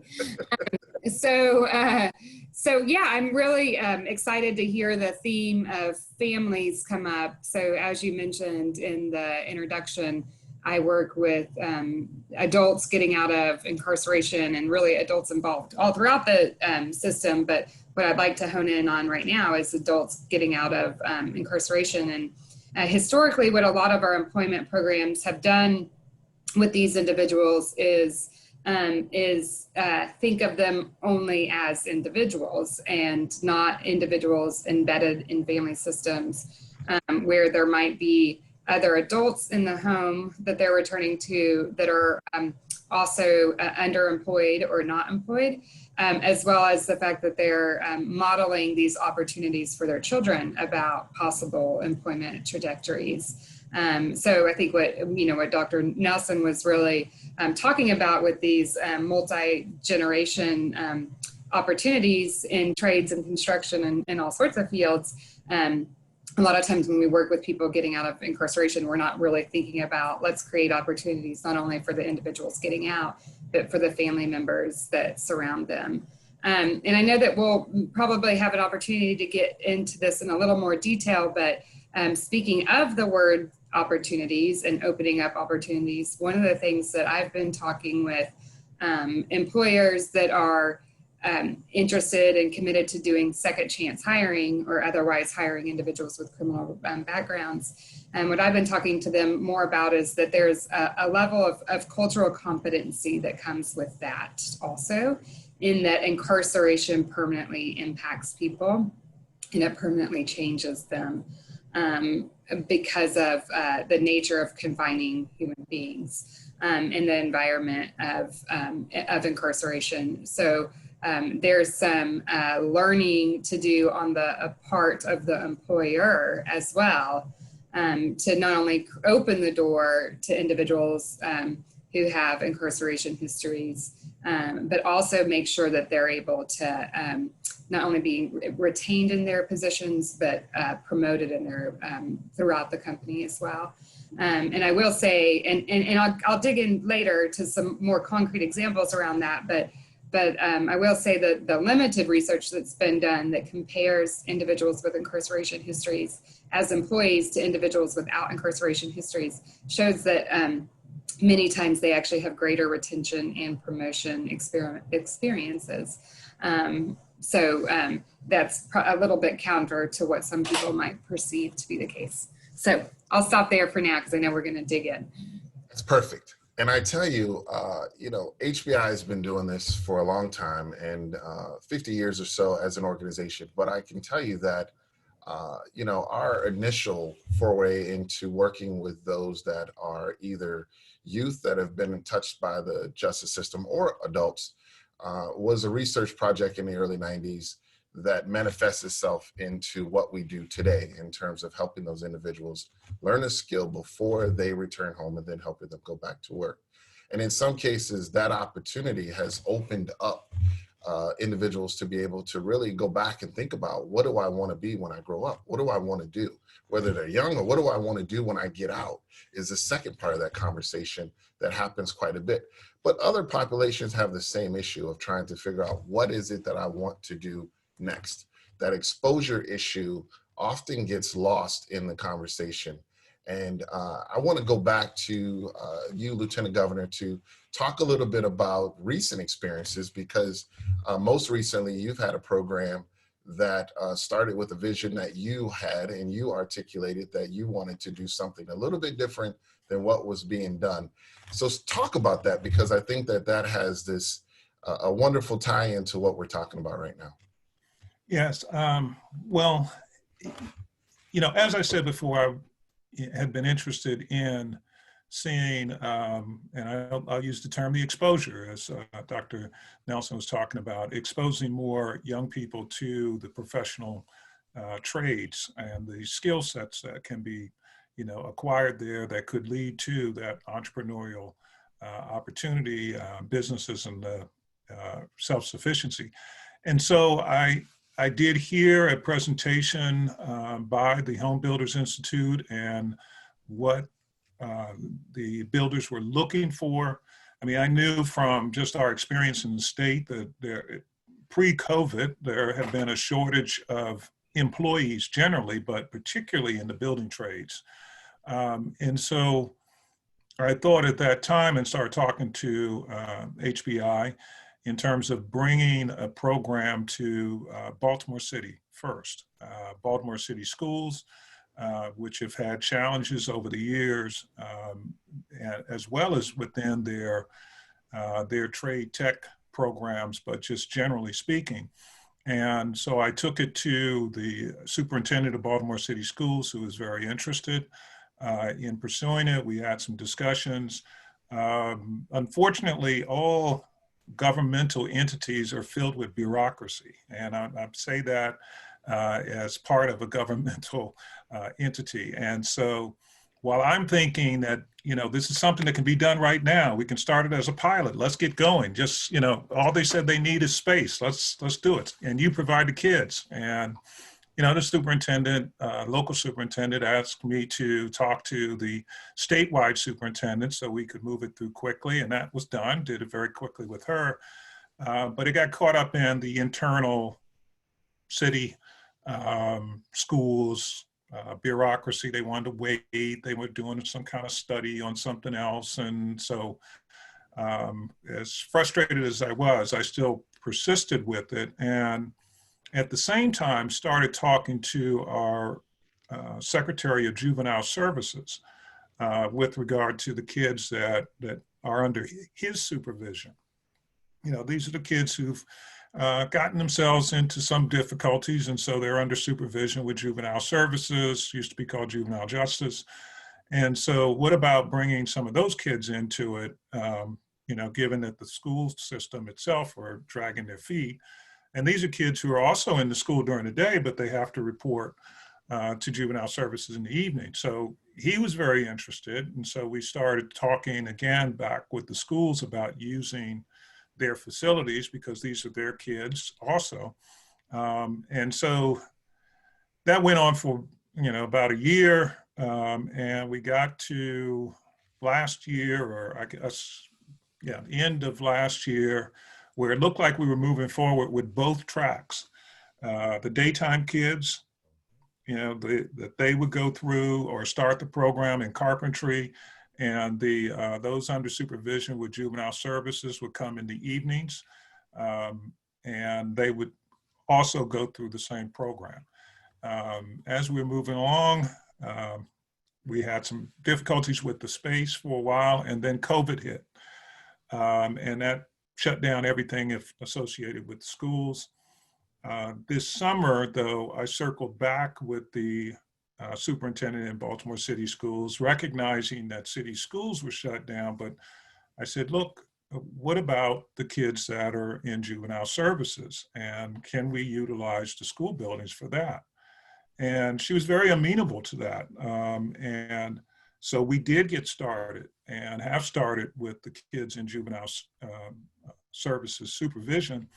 I had an opportunity to go out to the program and talk to some of the kids who are going through it. And you can see the sense of pride that these kids have when they're showing the projects that they're working on, these stairs that they built, and the railings and the tools that they're using, that it is something that is extremely positive. So we're continuing to work with the school system to hopefully start bringing back The kids, Baltimore City Schools has not brought kids back to school yet. They're talking about bringing small groups of kids back. We're hoping that, the program can be used to bring back, a small group that is interested in the building trades, to at least get that started with those high school students that are in the day programs. So, it is something that I think can be very positive, particularly for these kids that, haven't been exposed to these, the trades. And as well as the fact that throughout Baltimore City, we have a number of vacant homes. Baltimore is a city that when I was a kid, it was 900,000 people lived in that city. Now it's less than 600,000 people. So there's still a housing stock for 900,000 people. So there are vacant homes that in some cases probably can be renovated. And as I talk to these kids, I said, look, you pool your money together, you can get some of these homes for a dime, and you will have the skills to fix them yourself. And then, live in it or sell it. But it's an opportunity. There are opportunities that are out there, and you're developing skills that can take care of you and your family for the rest of your life, as well as help your community and the state in turn. Thank you, Lieutenant Governor. And that vision has played itself out very well. And you hit on something as you talk about the schools and some of the bureaucracy as it relates to that, and how that causes challenges to some degree in getting to the ability for individuals to learn the skill in and of himself. And Dr. Nelson, let me pivot back to you and ask you, as you start talking about equity and opportunity, and, what do you say to an employer, as we start to look at the workforce and young people that are either engaged in the school system, they don't want to do it anymore. How do you get them based on the influencers? And I'm going back to this conversation about who influenced them to make those decisions, because if they don't have that in their community, they don't see it every day. Right. How do you get them engaged in an industry like construction based on that? Right. I think it's an intentional conversation. Here in Florida, slightly more than 50% of Black males are graduating from high school. So that means you have half that are graduating.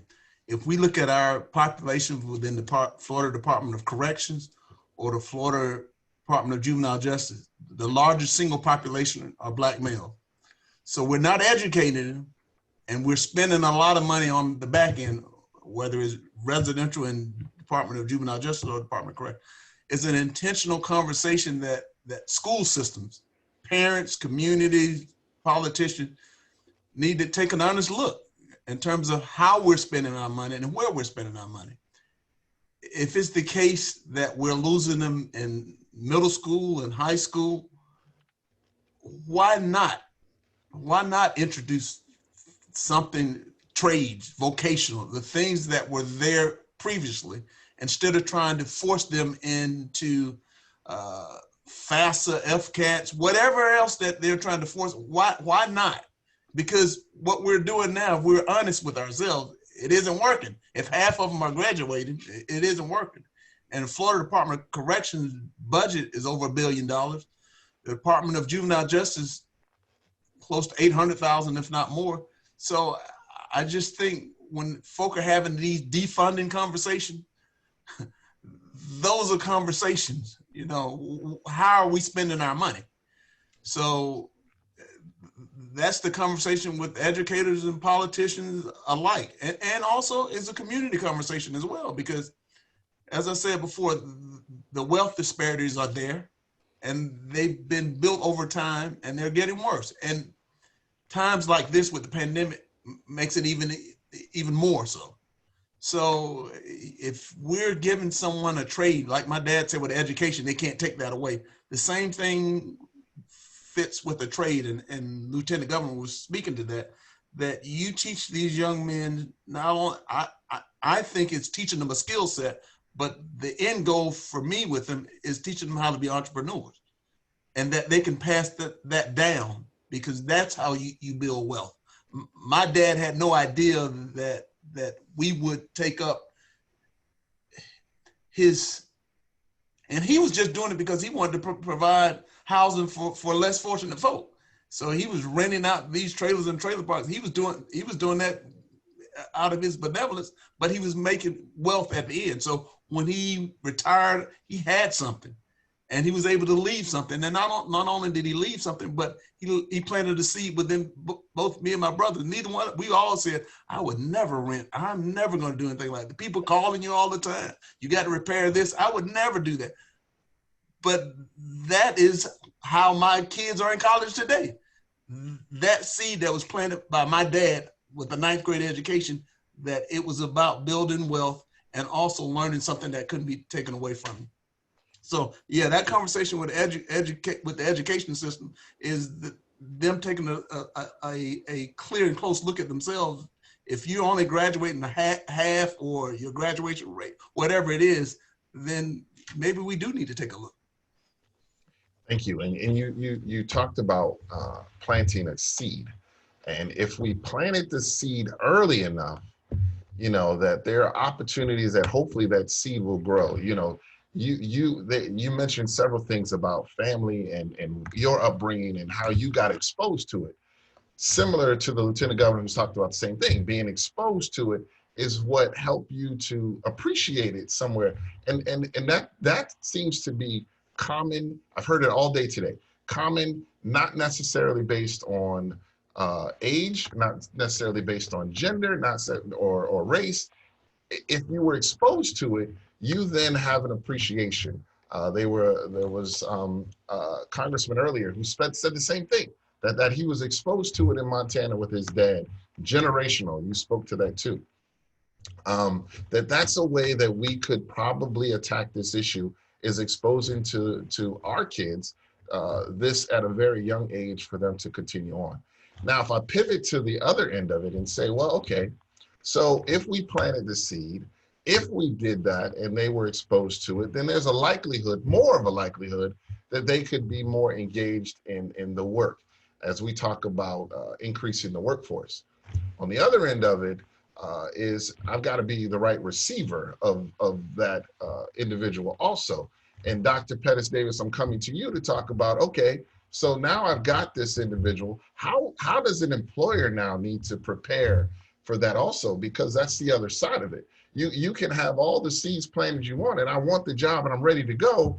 But if no one's hiring me or looking at me differently on the hiring, and then what? So how do we help those that have an interest in being an employer of individuals that have had circumstance? Yeah, and so I want to just follow up on this exposure theme just for, and then I'll come to your question. So, you know, I always think preventing people from getting involved in the criminal justice system, any kind of prevention effort through education, exposure to trades and workforce and all of that is critically important. I also don't want people to forget about the individuals that are behind bars and are coming home.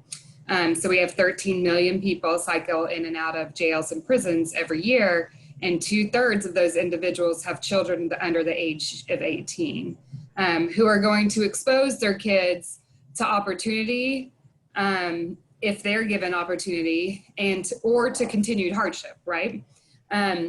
So I don't want to forget about opportunity to expose people behind bars to trades and entrepreneurship and employment opportunities too. Dr. Pettus-Davis, go back one more and say those numbers again. 13, say it one more time, because I want to make sure that that's a great point. Yeah, so we have 2.1 million people in prison or jail on any given day. That when you look at the cycling, so 95% of people that get incarcerated get released. So we cycle 13 million people out of jails and prisons every year. That means about 10, and these numbers don't all perfectly do the math, but about an average of 10,000 people return home from incarceration every week to our communities across the country. But of the 13 million cycling in and out, 2/3 of them have children under the age of 18. And the other piece of this, going back, referencing the statistics that Dr. Nelson mentioned, around 50% of kids graduating, African-American and Black kids graduating. Another piece of that is there's this school to prison pipeline trajectory, right? That's disproportionately impacts Black and African-American children. And so starting from school all the way through every intercept, every segment of our criminal justice system, research has consistently demonstrated that because of racially biased policies and practices, not differences in criminal behavior or differences in school-based behavior, but because of these biased practices, that people, Black and African-American men and women and children are more likely to get wrapped up into the system than their white counterparts. And so another way to think about doing social justice work too is reaching behind bars, exposing people to skills and trades and opportunities on the inside so that they're prepared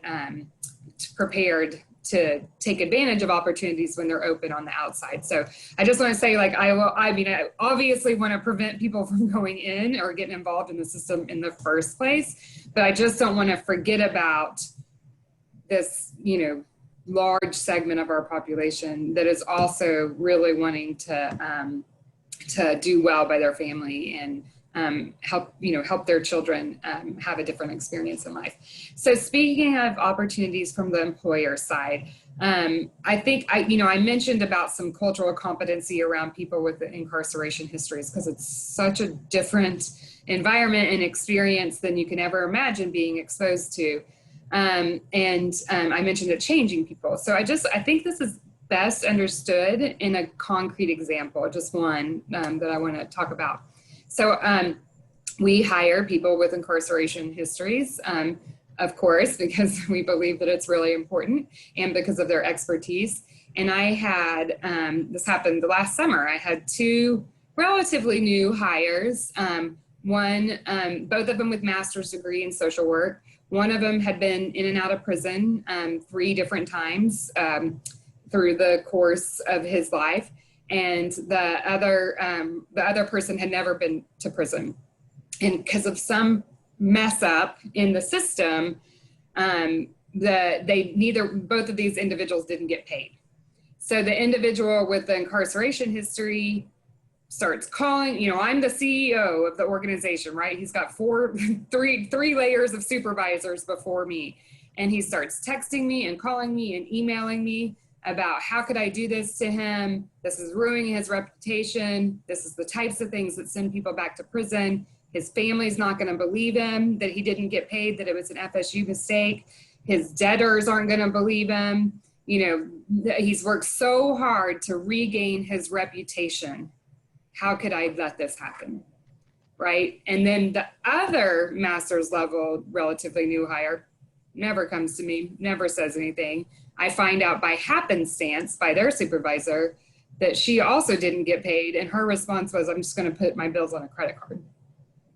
Right? And so, because life had changed for the individual, even though they had an incarceration history, because he has stigma, he has, years of trying to overcome some things that had gone wrong in the past. And if I had not worked in prisons for 20 years, mostly as a social worker before I became a researcher and a professor, I might not have taken kindly to the types of things that were said to me and to the types of accusations. Now, he didn't call me names or anything like that, but I was able to step back and be like, hey, this is showing deeper kind of scars as a result of your stigma and your experience. And let's resolve the situation first, and then talk about in the future maybe a different way to handle this. And his supervisors didn't get upset or anything like that. But in other workplaces, how do you think people might respond if it wasn't a workplace that was really used to working with people getting out of prison? That's an excellent example of, two different scenarios, two different thoughts on it, but the background changed their thoughts on the outcome and how, it becomes survival versus a different kind of survival for different kind of individuals with different challenges.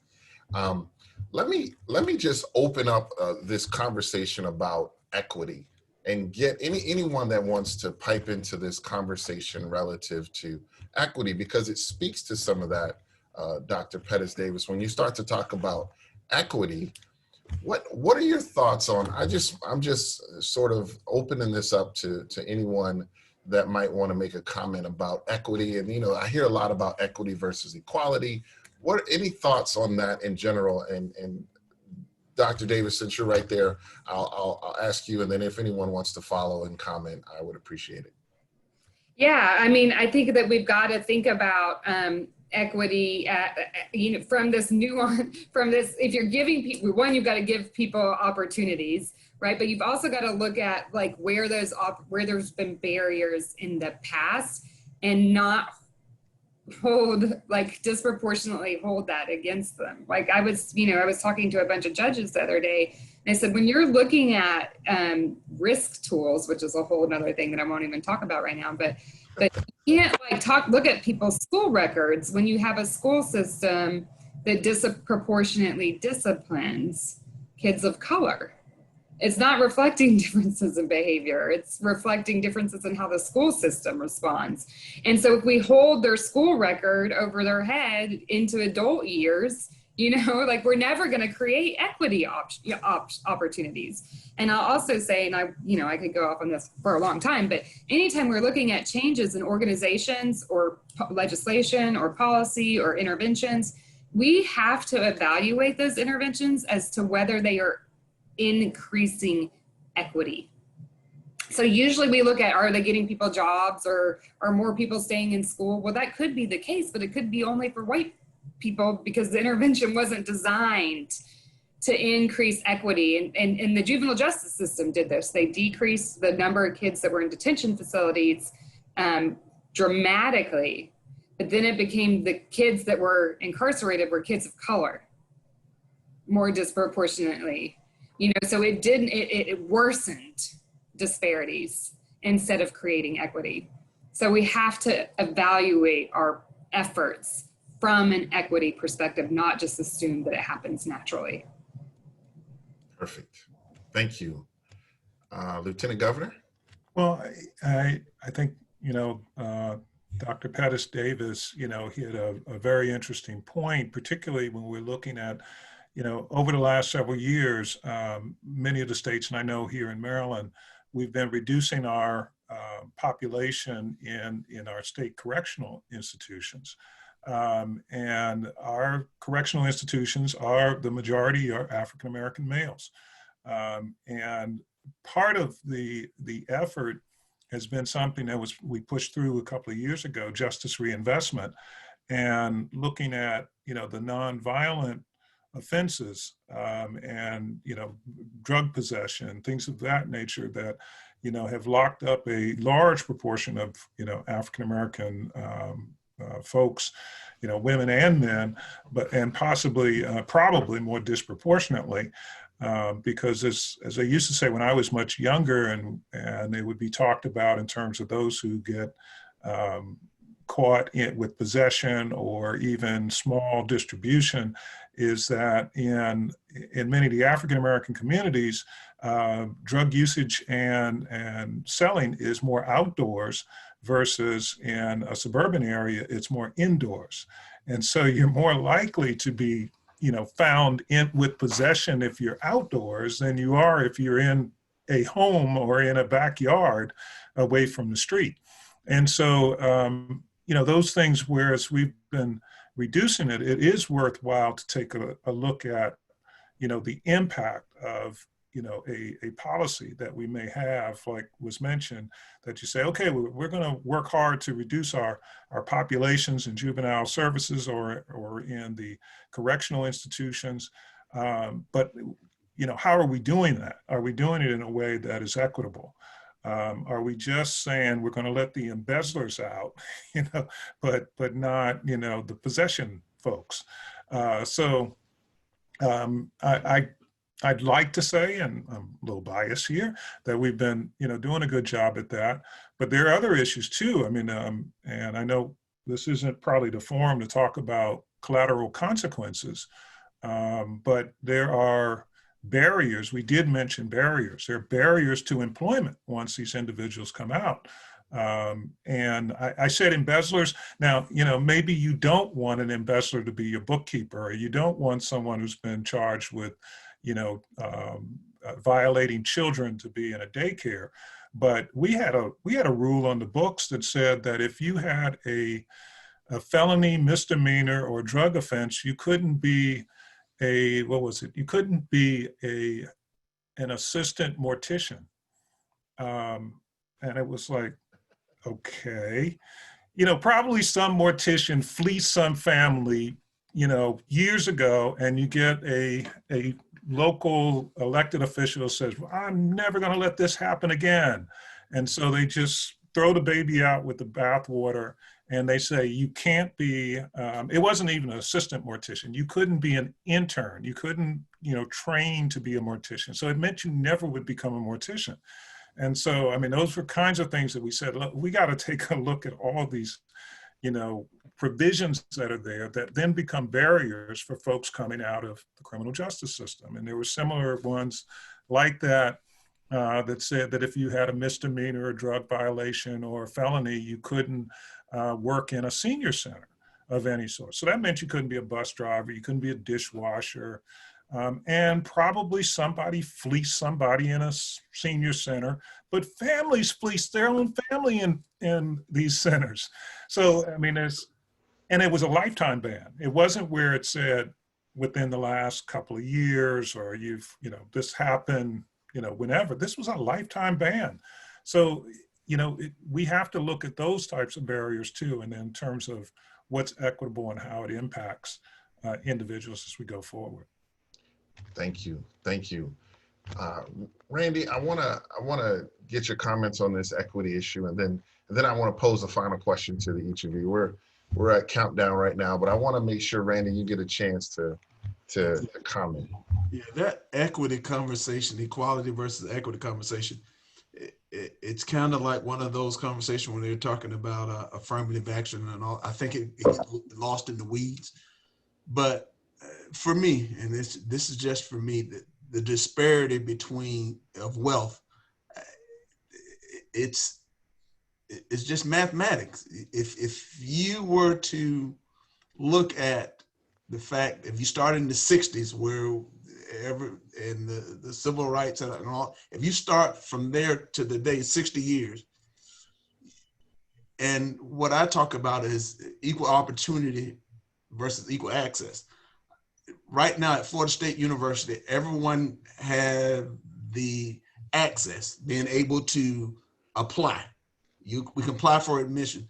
The opportunity to get in is different because I think it's almost like a track. And one of my professors, you have a track. That track is the same for everybody. You line everybody up in a row. But in some rows, you got broken bottle, dips, and so on and so forth.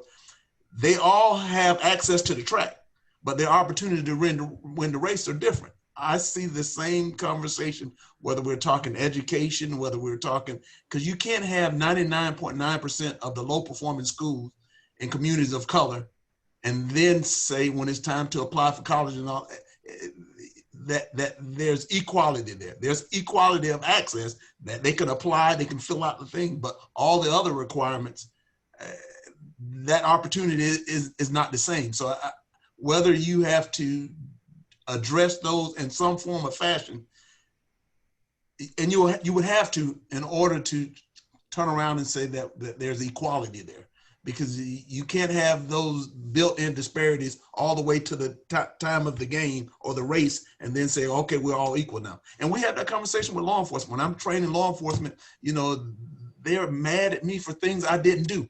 And I say, you're absolutely right. Slavery, you didn't do. Jim Crow, you didn't do. But you cannot say you didn't benefit from it. either you, your generations of, so same thing with wealth. Wealth is passed along. So my dad passed wealth on to us, the limited wealth and knowledge he passed on to us. His dad wasn't able to pass that on. And in fact, there were laws on the books that prevented them from building wealth. So that whole conversation, to me, that's a whole day of conversation about equality, opportunity, and access. That's a full day in and of itself. I appreciate those comments, and each of you shared different perspectives, but comes down to the same issue that we've got to give individuals opportunities in order for them to be to have equal access to the same as others, and I appreciate that. I want to pivot really quick to give each of you an opportunity just to add some final thoughts as it relates to, and this is more of advice from your perspective. If organizations, workforce development, if they're looking at that issue of workforce development and how to tap into other populations, what advice would you give them? If you could say that in a very short amount of time, just tell me, what advice would you give to those that are listening on this call or in this particular venue or others that might tap into it later? What advice would you give? And let me start with the Lieutenant Governor and then Dr. Pettus-Davis, and then Randy, I'll end with you again. Well, I think I caught the end of the last program, the program that was on before we started, panel, I should say. And I think a lot of it is to, have that mechanism or that pathway to a job, and I'm going to speak selfishly. We're working that program in our schools now, starting with Baltimore City. I've introduced it to another jurisdiction. And one of the things that I'm selling is that the Home Builders Institute is part of a membership organization.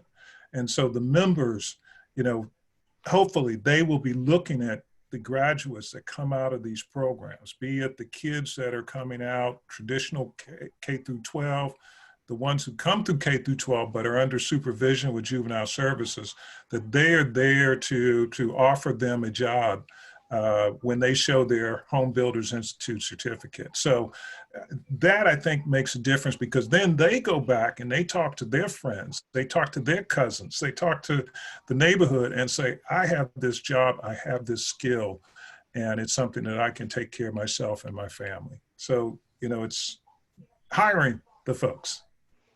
Thank you, and it's a wonderful point. Wonderful point. Dr. Pettus-Davis. Yes, so I might repeat myself a little bit here, but I would say, go behind the walls, to train people, to give them skills, to expose them, to create opportunities. There are creative, talented, resilient individuals behind the bars who are really eager to make a living when they get out. And then I would also say, when you're looking at creating opportunities and exposing people to your workforce, look at individuals as embedded in family systems and think about recruiting from a family orientation, and you expose a lot more people at once. Thank you. Dr. Nelson?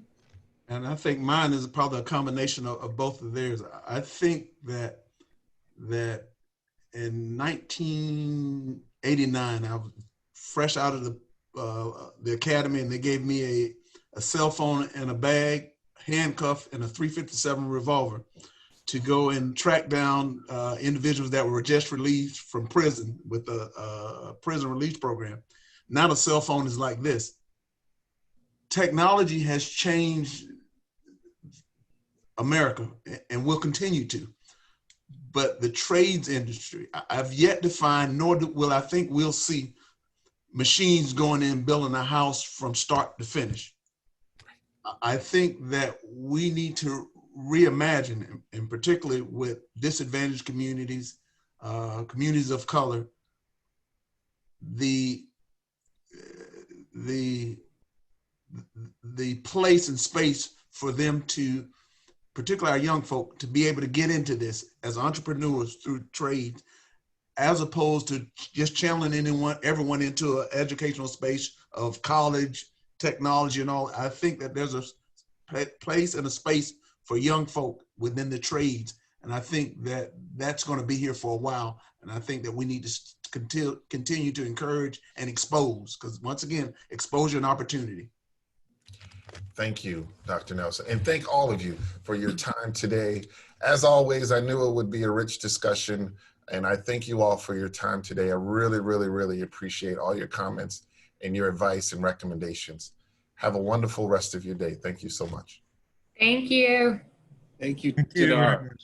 Thank you. Thank you to the three panelists. Your work is incredible, and sharing your thoughts. And I just want to reflect before we close the day, the opportunity and the equity.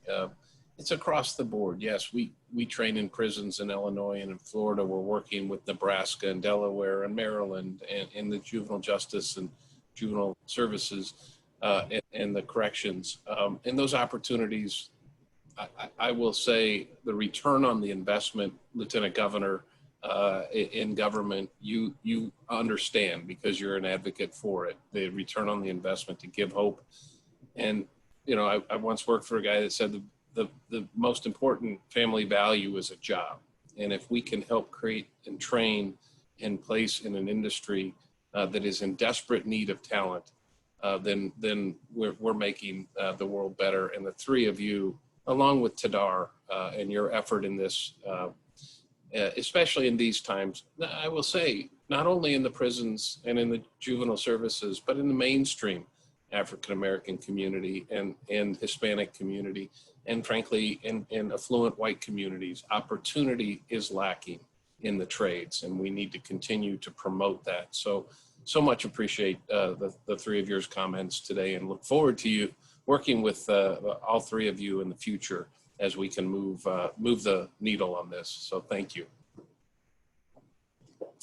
So I am going to close. The day. It has been just a wonderfully important dialogue going on today, and being able to share virtually with more people than an intimate setting has been rewarding. We have so much to take away from today's conversation, but tomorrow, I don't want us to forget about tomorrow, because we have 4 really important panels on policy with assistant secretaries from education and from labor. We have policy makers at the legislative level as well. So we also have another a senator. Excuse me.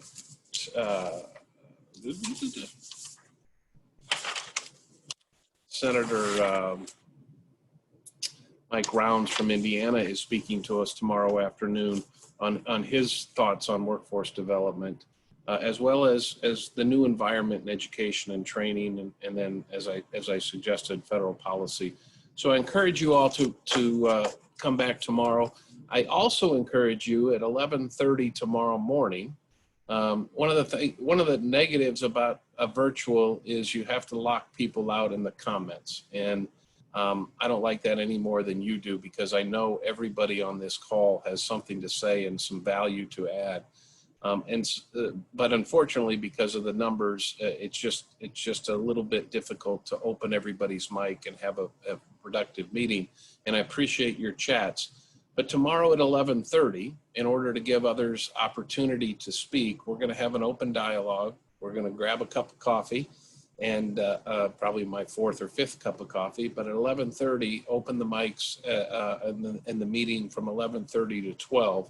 I encourage you to participate in that, and to come with any comments that you may have from today, or comments that you see on the panels for tomorrow, and have a discussion. And we most likely won't get through all of that. We'll continue to have this dialogue.